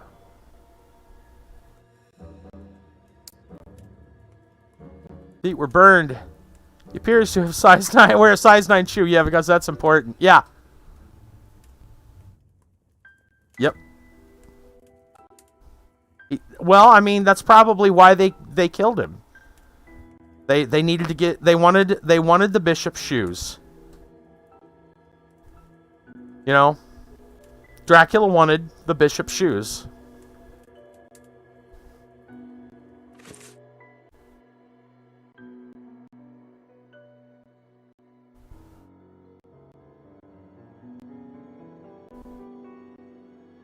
Right. And they needed the specific size 9.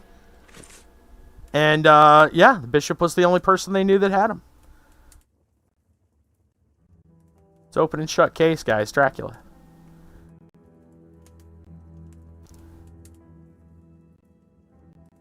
Can we, yeah, we can still do the inventory thing. That's good. What is that? Whatever.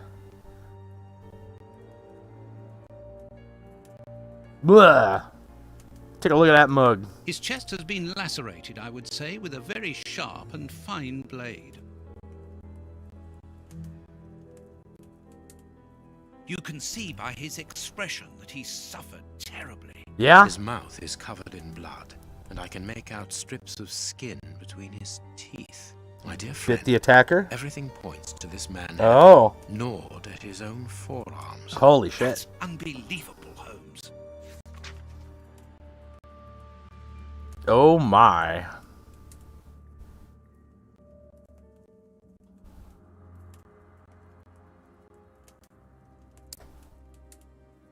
Okay. Well, those are showing up as green, so I'm going to assume that means they are completed.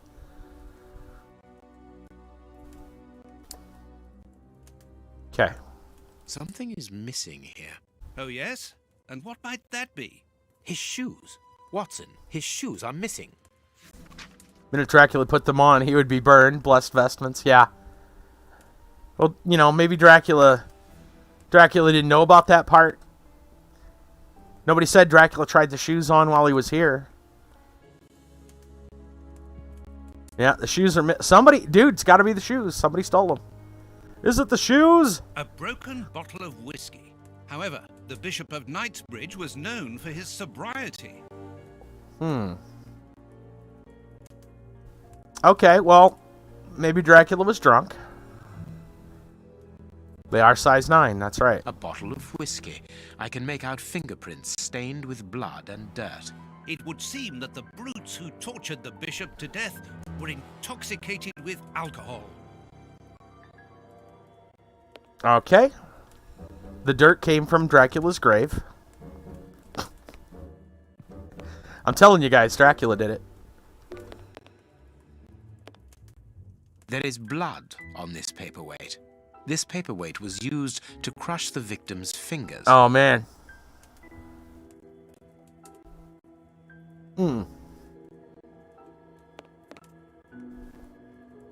Yeah, I got a feeling I didn't feel so good for the bishop.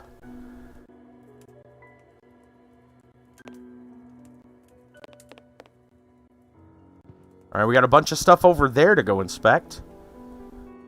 Is there anything... Let's make sure there's nothing else here in the corner. We got that whole corner. There's probably stuff to inspect over there. This looks like there's going to be a puzzle. I'm going to save that for a little later. Let's see if there's anything to inspect over here. Aha!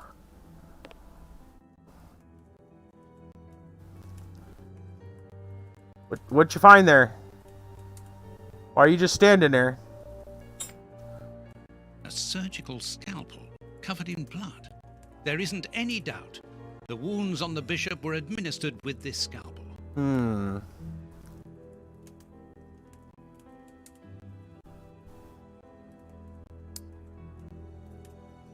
Okay.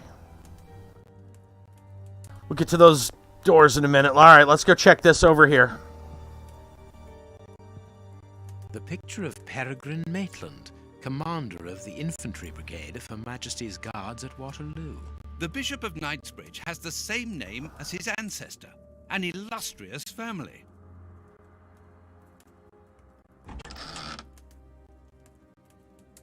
A whip?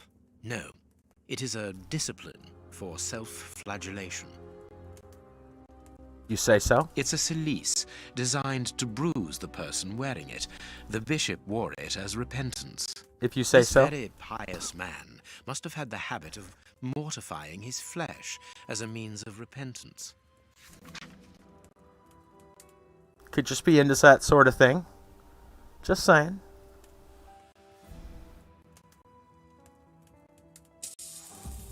Oh. This metal rod is for fastening the chalice.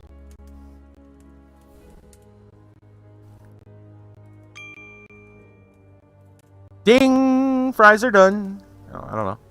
Not sure what that ding was about.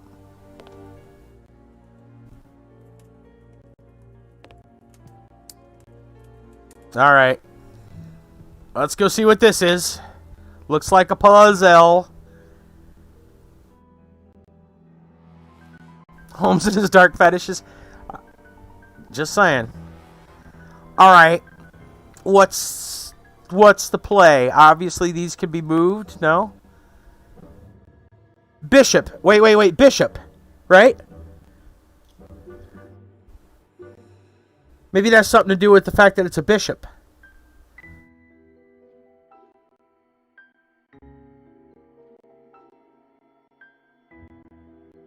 See, so 2, 3, 4, 5, 6, 7. That doesn't seem right. Wait a minute.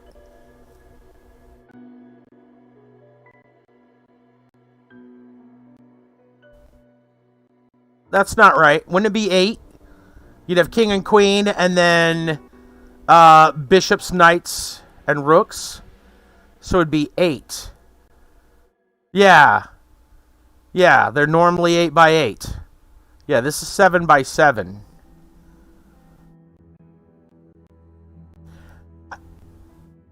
Interesting. I am missing some information. No frickin' kidding. Reverend, I'm missing something. An implement with which to open this chest. Could you tell me where to find it? No, go to the devil. What are you afraid of? Wow. Reverend? What is inside the chest? I'm not afraid of anything.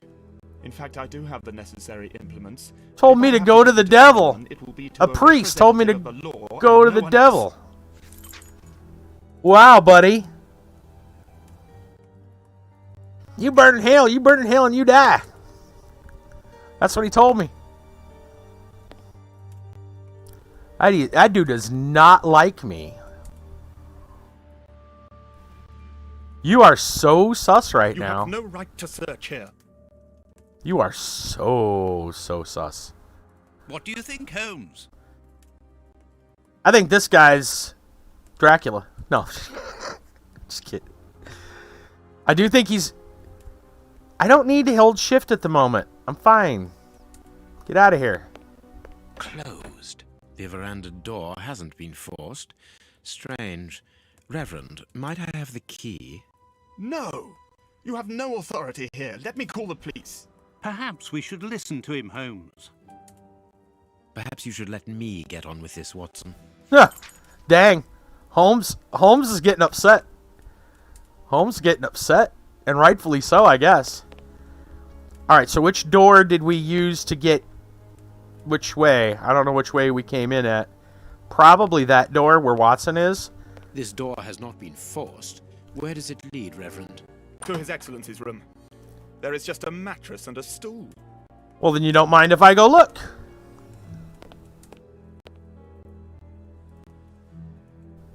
The bishop's bedroom. It is very austere. Nothing in particular here. Might be time to use your sight beyond sight. No? Nothing. Wait. No, nothing. Wait, look up. Ha-ha! Remember, always look up. Always look up. Ding! It is impossible to get out.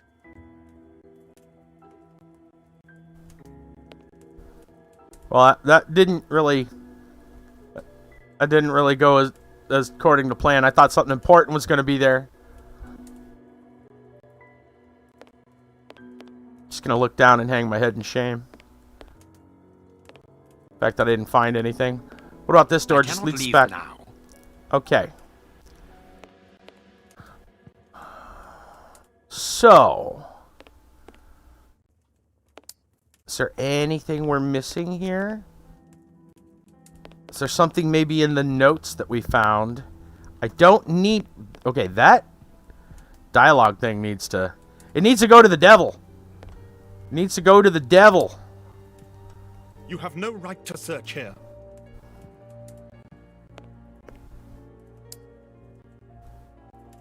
You met Holmes? Don't you think you'd get along well? I mean, gets along... He does get along well with him. Not even Watson likes him. I mean, if you met Holmes in real life, you probably wouldn't get along with him. He's a smart guy, but he's, you know, a little cocky about it. More than a little cocky about it. Alright, let's check our... What is that? I'm going to just look at the inventory so I can see. Rope. Severed finger, metal stick, and a scalpel. This metal stick looks like I could use to... Closed. Oh, come on. Not in the Great Ace Attorney, you correct him like 20 different times. Well, that's not quite the same. That's obviously Sherlock Holmes. someone incredibly different.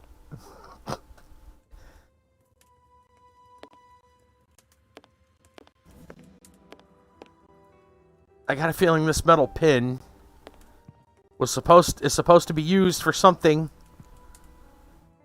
I thought it was going to be to pick. Maybe we can pick the lock. No.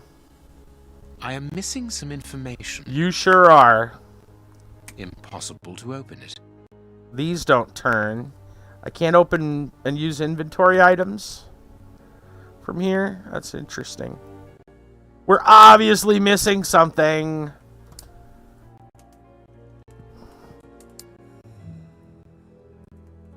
Yeah, matches, a knife. Maybe I can use my knife to jimmy open this door. Closed. Maybe I can use this broken bottle. Maybe I can use this rope. Closed. Maybe I can use this severed finger. Closed. Maybe I can use this scalpel. Closed. Maybe I can't. I know. I'm gonna give the Reverend the finger. You have no right to search here. How about you, Watson? You want to talk back? We'll give you the finger What should we too. do next, Holmes? Totally didn't throw in 2 graphs just to take up space. What?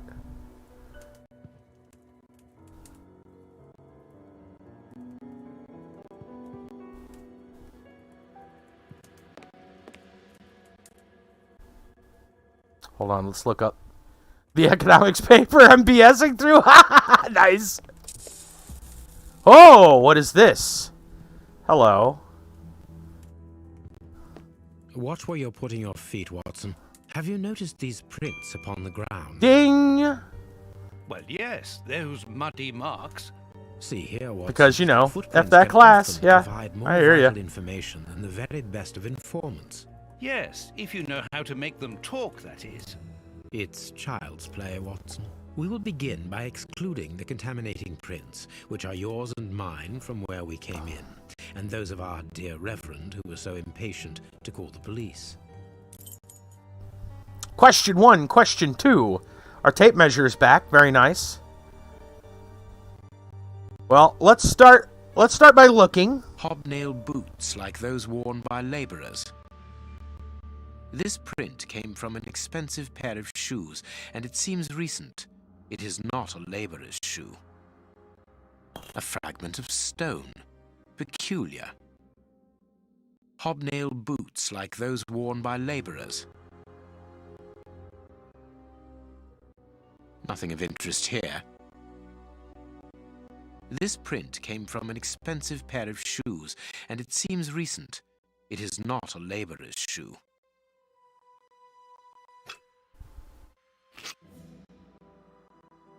Nothing of interest here. Really? Nothing of interest here. What? Nothing of interest here. I want to measure the shoe. Size 9.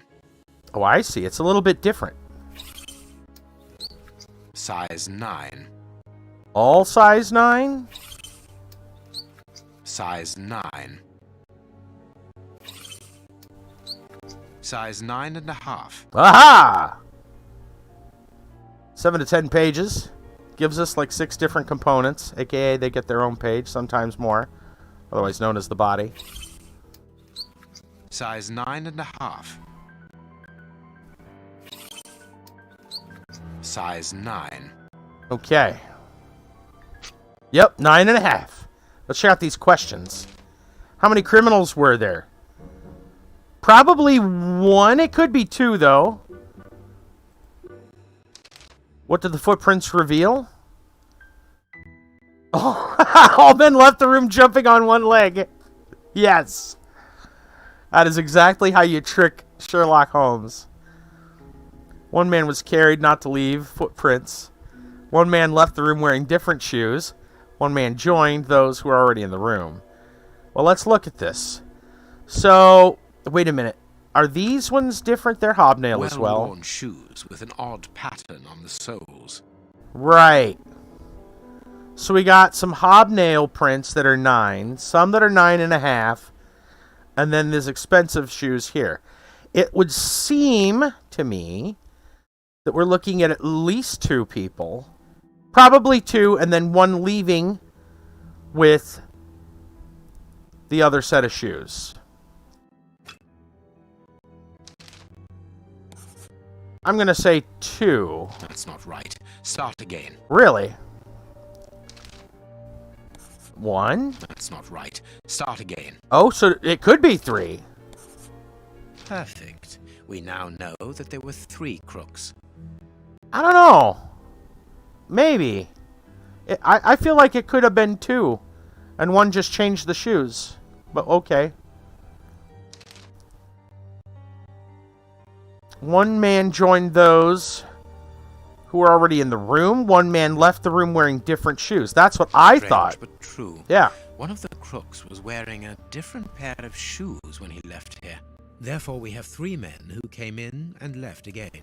But one of them was wearing a different pair of shoes from the ones which... When you steal the bishop's shoes... So, all we have to do is look for a workman who likes Italian shoes. Oh, the deduction board. We got stuff we can deduce. You have no right to search here. I do what I want. Let's deduce. Oh, we got a lot? We got a lot. All right. Lack. The bishop's shoes are missing. Yeah. This is true. One of the murders left in different shoes. One of the murderers is a member of the clergy. One of the murderers left wearing the bishop's shoes. The murderers threw the bishop's shoes away. The left wearing the bishop's shoes. One of the murderers sells shoes. Oh, God. Al Bundy. Al Bundy and Dracula have teamed up. The murderers are poor. One of the murderers came back for his shoes. I guess one of the murderers are poor.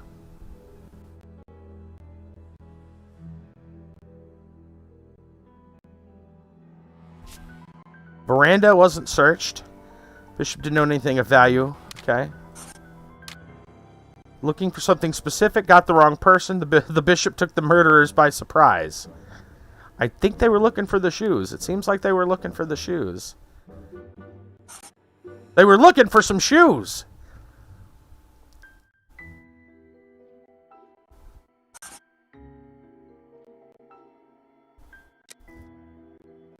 Must have had some nice shoes, man. Unable to open the safe. Savagely tortured. The victim was mortifying himself. He's used to pain. Resisted torture, punished himself severely. Couldn't stand being tortured. He resisted the torture. They came to kill the bishop. They got what they wanted. They did not get what they wanted. I think they wanted in the safe. Mm-hmm. Yep. They were trying to get into the safe. Instead, they took the shoes. Bishop gnawed at himself. Broken flask has blood at its top. Murderers made the bishop drink blood. They made the bishop drink the contents of the flask. They tortured him with broken glass. There we go. That would be my, They made him drink blood. They were trying to induct him into the Al Bundy Dracula cult. It's very, very, you know. Okay.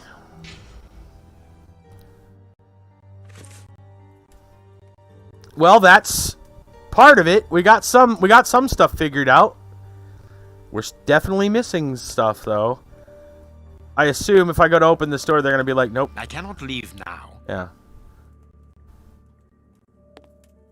Oh, you think because of the green, you think because of the green arrows, or the green, things, that these aren't correct? It's possible. These ones do have a check mark. Alright, well, let's walk it back then.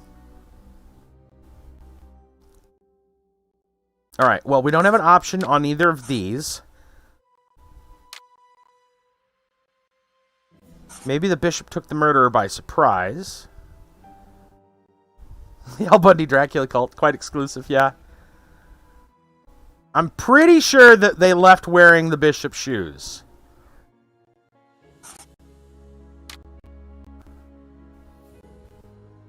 But that only leads us with these.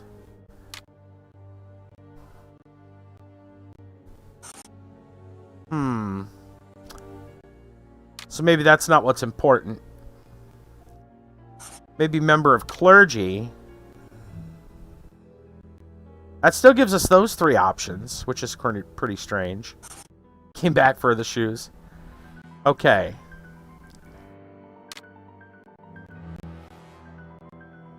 We know that they left... well, at least we're assuming they left wearing the bishop's shoes. It sure seemed that way. That's what we were talking... That's what Holmes actually said. So, yeah, one of the murderers left in different shoes. So, obviously, that is correct.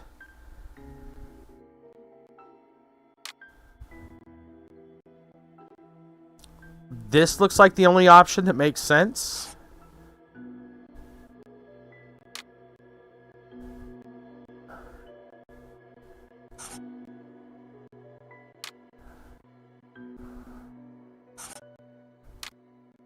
Perfect. Hired by someone. There we go. Bridge's killers were after something specific, and that they did not find So it. they took the shoes. I shall ask you one more time. Open the chest. The item they were seeking must still be inside. You were right, High? It is unlikely that they will let this matter rest. They will We're looking for the green boxes. And I'm telling you once more, the chest is locked and shall remain so. Very well. We have reached an impasse. You are a stubborn man, Reverend. Watson, accompany our friend to the police station and return with Inspector Baines. Baines and no one else. I shall wait for you here. Go. Alone at last. Now I can continue my investigation. Now it's time to fiddle with stuff. Now it's time to fiddle with stuff.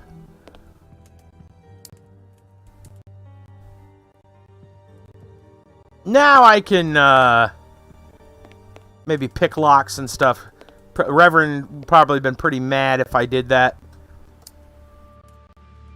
Make sure we investigate there. Okay. Let's try. I need something. This lock should be easy to pick. Let's see. This lock should be easy to pick. Let's see. Aha! Oh, what are we doing? Here's our new lock picker thing, 5,000.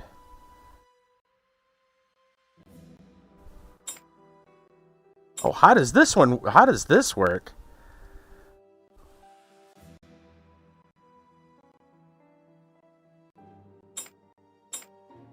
Oh, I see. Kind of. We just need... I mean, obviously we need the pins to match.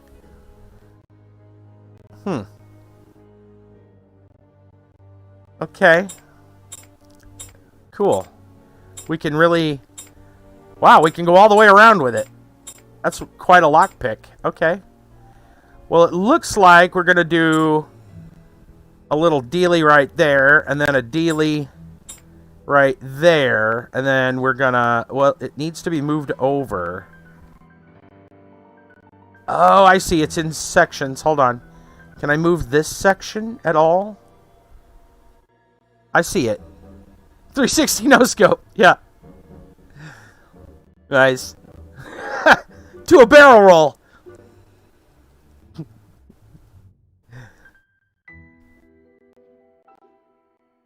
Well, I figure that's the straight. So actually we want that one down. Then this one up. And then this one... About like that? There we are. It is simplicity itself. There isn't anything much in this room. It must be used as a reading or meditation room. Alright, so I need to understand, how did we do that with just a metal, like a regular metal piece? Let's look at that inventory again. Oh, it's gone. So we used that tiny little metal thing and bent it multiple ways. Is that what we did? Sherlock's got some interesting lockpicking skills. Didn't know he could do that.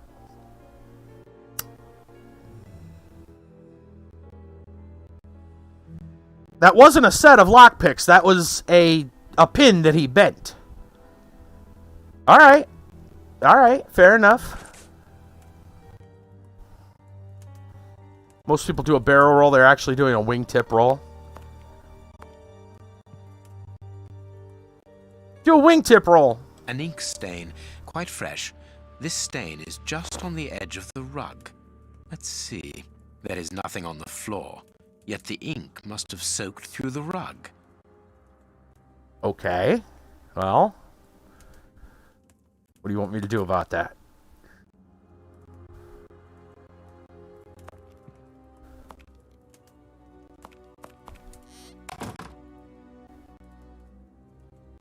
Still feel like the sensitivity is still a little low. I'm going to up it a little higher.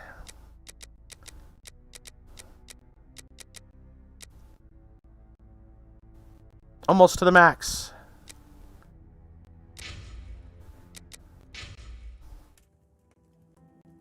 Could be a paperclip. Yeah, I mean, it could be.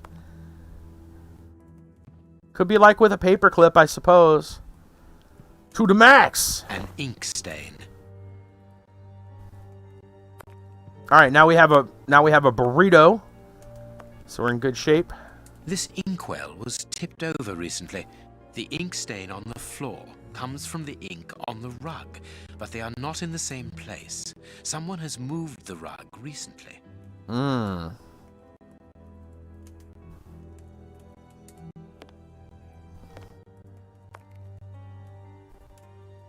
Apparently, someone wanted to hide this statue. It's not a Cthulhu statue, I hope. This horse resembles a large chess piece. Aha! A chess piece, you say? There is a message underneath this statue. Let's see. What a lack of imagination. Use your passion for chess. Chess. Not chest. Chess. The last square on which the knight will place himself after having covered all the others will be the right one. What a lack of imagination. Use your passion for chess. The last square on which the knight will place himself after having covered all the others will be the right one. I love you. This message was written by a woman, but for whom was it intended? Interesting, this chess game. Why are we floating? That was a strange. Kind of like floating around a little. That is curious. There is something strange on the floor. Certain stones have been marked out. Oh, you don't say. Chessboard. You don't say. That is curious. I need something. Well, why don't you use the knight? Hold on a minute. Let me see if there's anything else.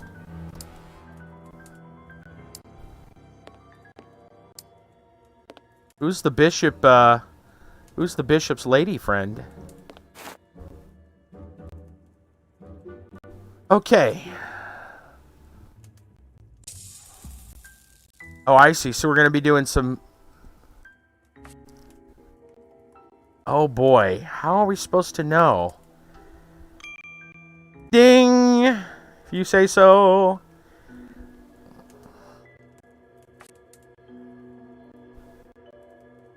We got to cover as many pieces as we can.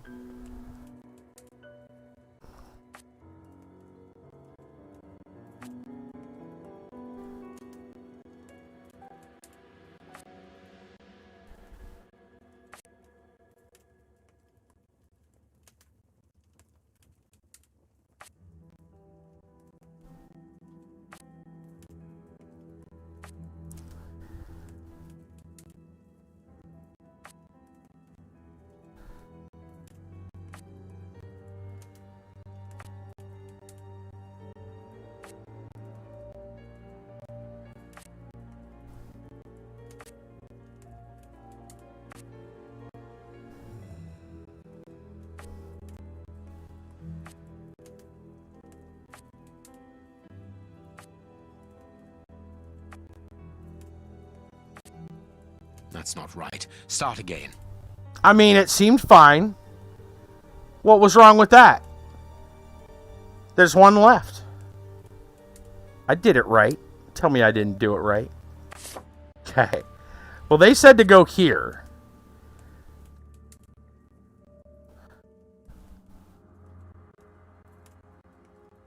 We went this way last time. So I'm going to go... I don't know if they want me to... Honestly, I don't know what... How are we supposed to know? Whatever. I'll tell you what, we're just going to try different things until we figure it out.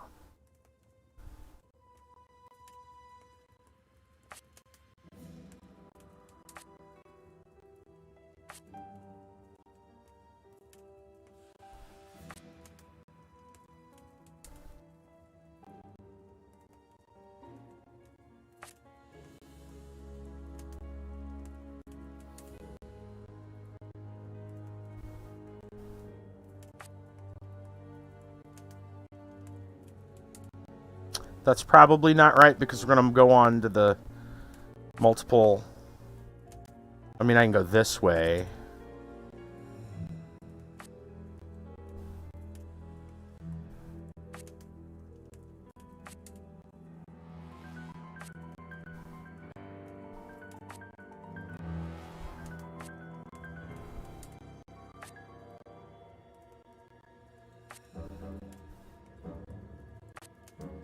That's not right. Right. Start again. Did it wrong. So what I don't understand, we did a play where there was one left and it wasn't correct. I don't understand. Is there legitimately more than one way to do the puzzle and they didn't know? Did I find the alternate answer? Let's do another hint, I guess. Just maybe that'll help us figure this out.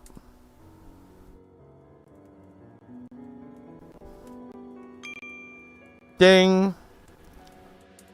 I'm not sure what the ding's about. To the last space with a valid move? Probably. Probably.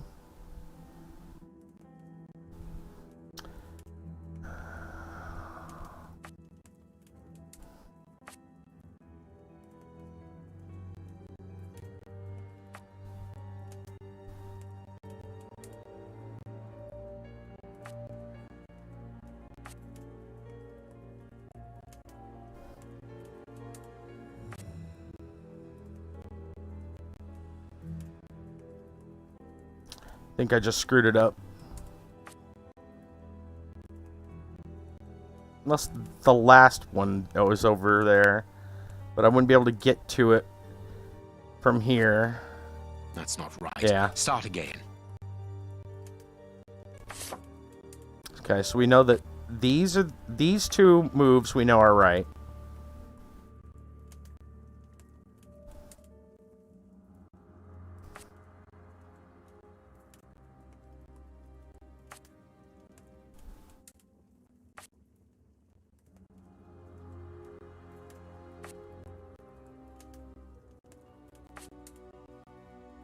Let's try going around like this.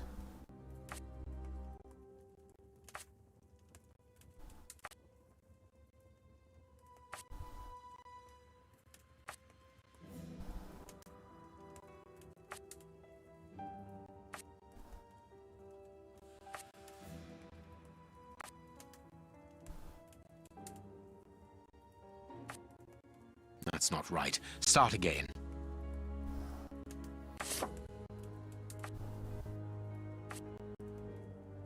I think we'll just take another one and go back. Okay. So now we know that's the order of those.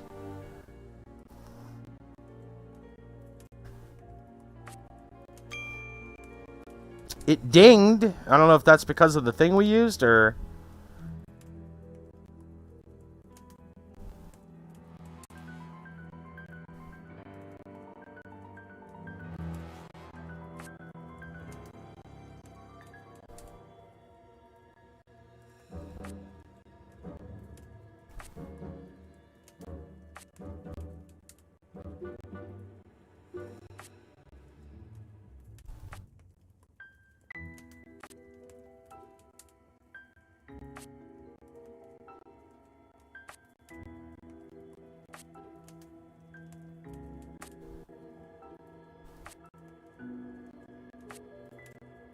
We screwed this one up too.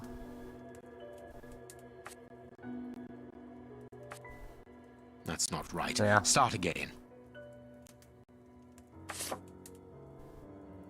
We can just skip. That's fine now. We'll try to figure it out. It went, what, there, and was it here, and then back here.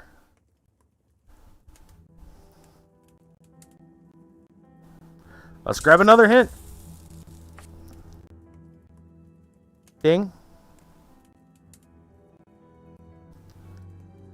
Maybe it's like a refill until the ding is ready? I don't know. Okay, so we go here to here to here. I'm trying to see if there's a pattern. It looks like it's going to this way.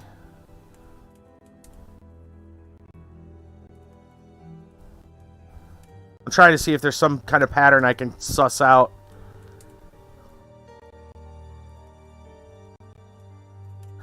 It's kind of going back in and on itself. So maybe the next ones go here and then here.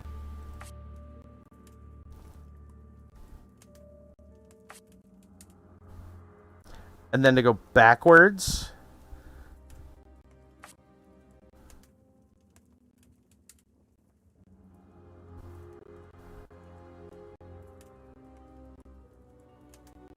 But if I go here, I'm out of spaces. If I go here, I think I already screwed it up again. I can't go here because then I have nowhere else to go. So I'd have to go either here or here.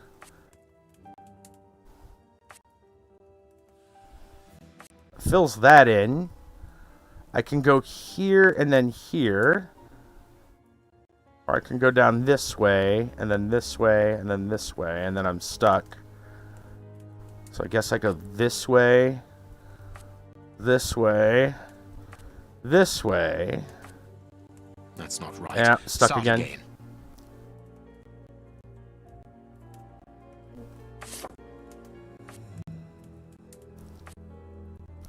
And then it went back there. And then was it there? Right? Okay. Maybe we can figure it out from doing this. Then maybe we...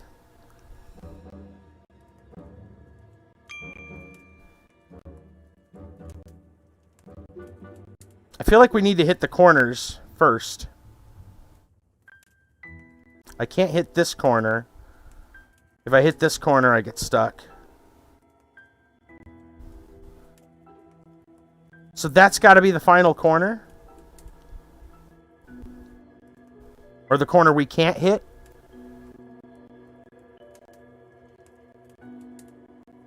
Because if those are the correct, I can't go here because I'll get stuck. I can't make this move. How am I going to get there? That's got to be the corner we can't hit then.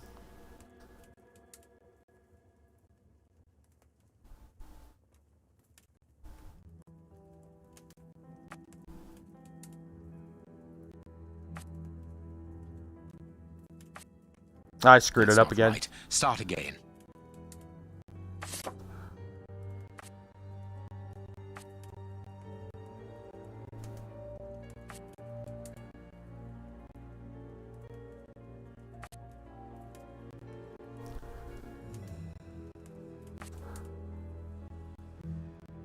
That is where they told us to go.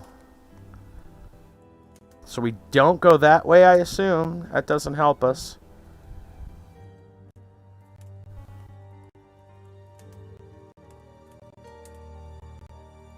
Well, that doesn't seem right either.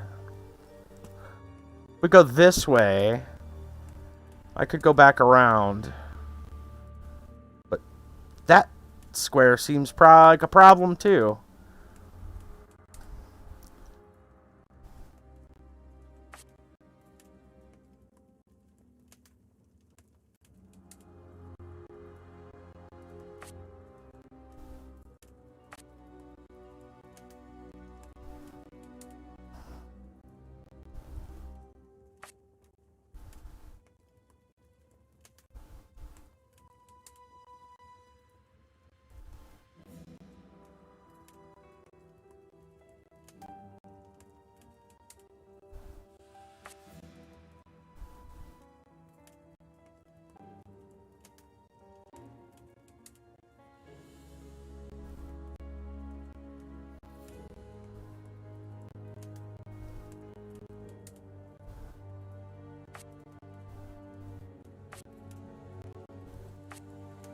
That's not right. Start again. That's a mistake. All right.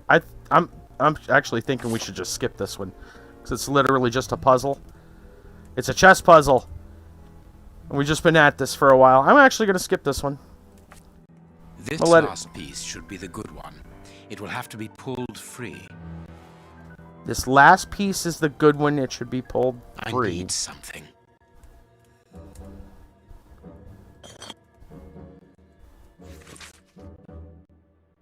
"24th of April, my love, what a beautiful spring. What a marvelous day, our dear youngest child's birthday.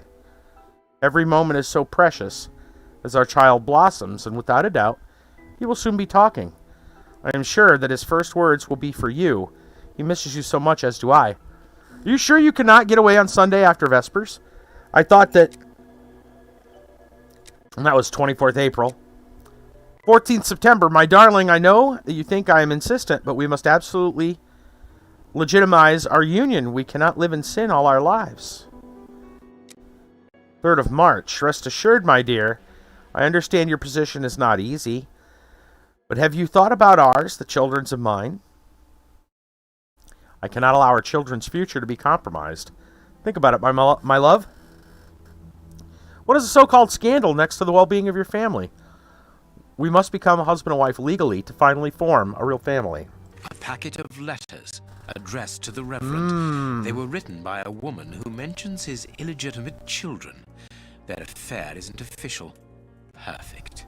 I have you now, my wayward Reverend. Wonder what that has to do with everything. Very, very odd. Okay. We don't need anything from here? Huh. Well, I guess we should probably save this. I don't know what else. So something about the night.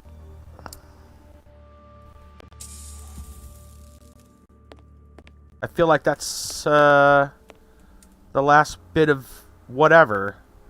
We don't need to pick that up anymore. Ding. I don't know what the ding is about. Oh, there we go. I guess it's a timer? I don't know. Ah, Watson, you were gone a terribly long time, and Inspector Baines isn't with you? I'm afraid not, Holmes. We were unable to find him. Dr. Watson would not allow me to contact any inspector other than this Baines. What manners! I am a man of the church. My dear Reverend, I notice that you are a chess lover. I trust you will excuse me, but I am never able to resist the appeal of a half-finished game. You are an expert at chess. Very well, then. What do you want now? As you might have guessed, resolving your small chess problem has allowed me to discover some very interesting letters. Dun dun dun! What do they say? Reverend, why hide these letters here and run the risk of the bishop finding them? Holmes, what's in the letters? Not now, Watson. Where else could I have hidden them? My own chambers are too austere. They could offer no cover. I knew, however, that His Excellency, may he rest in peace, would not notice my game. The contents of the Bishop of Knightsbridge's chest interest me greatly. Give me the elements you hold, Reverend. Out of the question. Now, this feels like a thing we can choose. With the bishop no more, you are therefore the apostolic director of the diocese. Blackmail time? Well, yes, but only until someone else is appointed.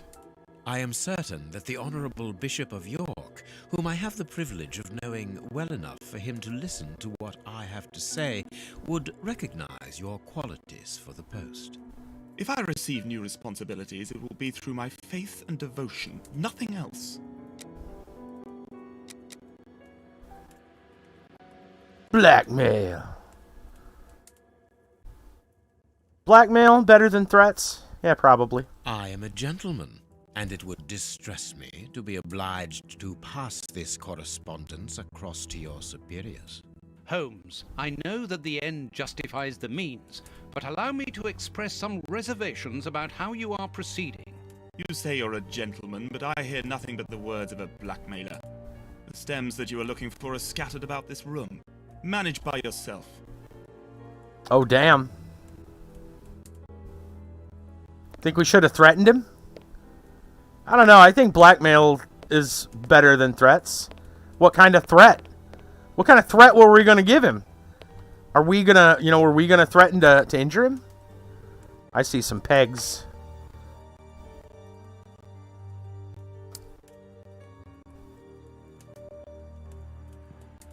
Alright. I assume that's what that ding is. It's probably a timer for your spider sense. I'm waiting to hear if it dings.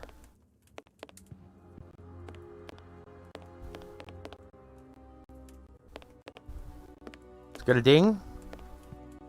Well, we got these pegs. Anyway, it is about that time. Maybe we should stop here. We're already kind of frustrated on the last puzzle. Yeah. I think that's probably a good idea. I feel like it would be better. There we go. Alright. The Testament of Sherlock Holmes. Interesting story. I'm not exactly sure what all the stuff at the beginning was about. It may play itself out. Maybe we're just reading the story as the kids, were. I don't know. But yeah, looks pretty cool. I like some of the features already for it. We've got deduction, we've got puzzles, and all kinds of stuff. Yeah, it's got a lot of different things going on in it. So I'm happy with it. Seems like a good one. Do you guys want to see if you guys want to host? Should we host somebody tonight? Let's grab some music.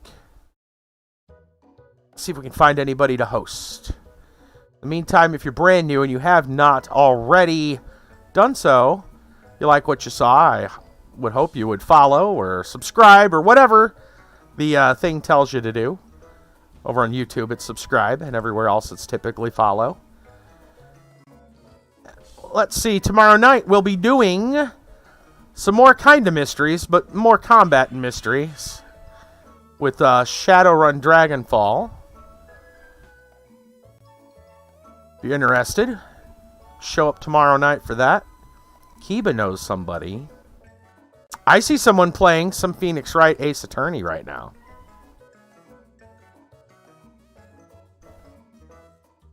Is that who you're referring to? Yeah. Yep. General Gravy's playing some Phoenix Wright. Let's do it. From mysteries to mysteries. Perfect.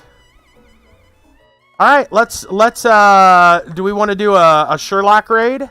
You guys want to raid tonight, or do we just want to host? Let me know. Raider host. Maybe just a host. You think a raid would be cool? I don't know if we got enough people for a raid. We can try it. I mean, I know you don't have to have a minimum anymore, but it'd be nice to have a decent amount of people.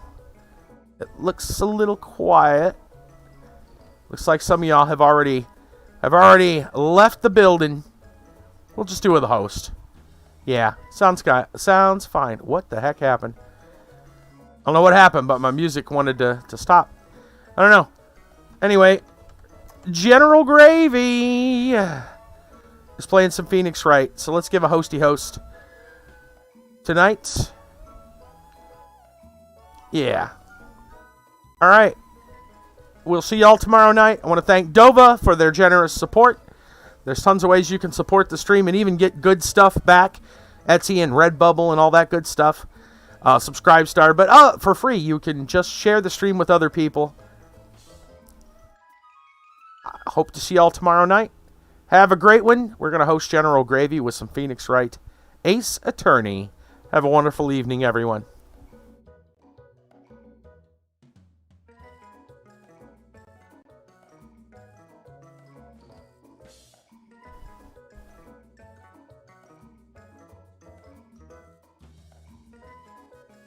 Host incoming. Yeah, I figured there was an ad. There's always an ad.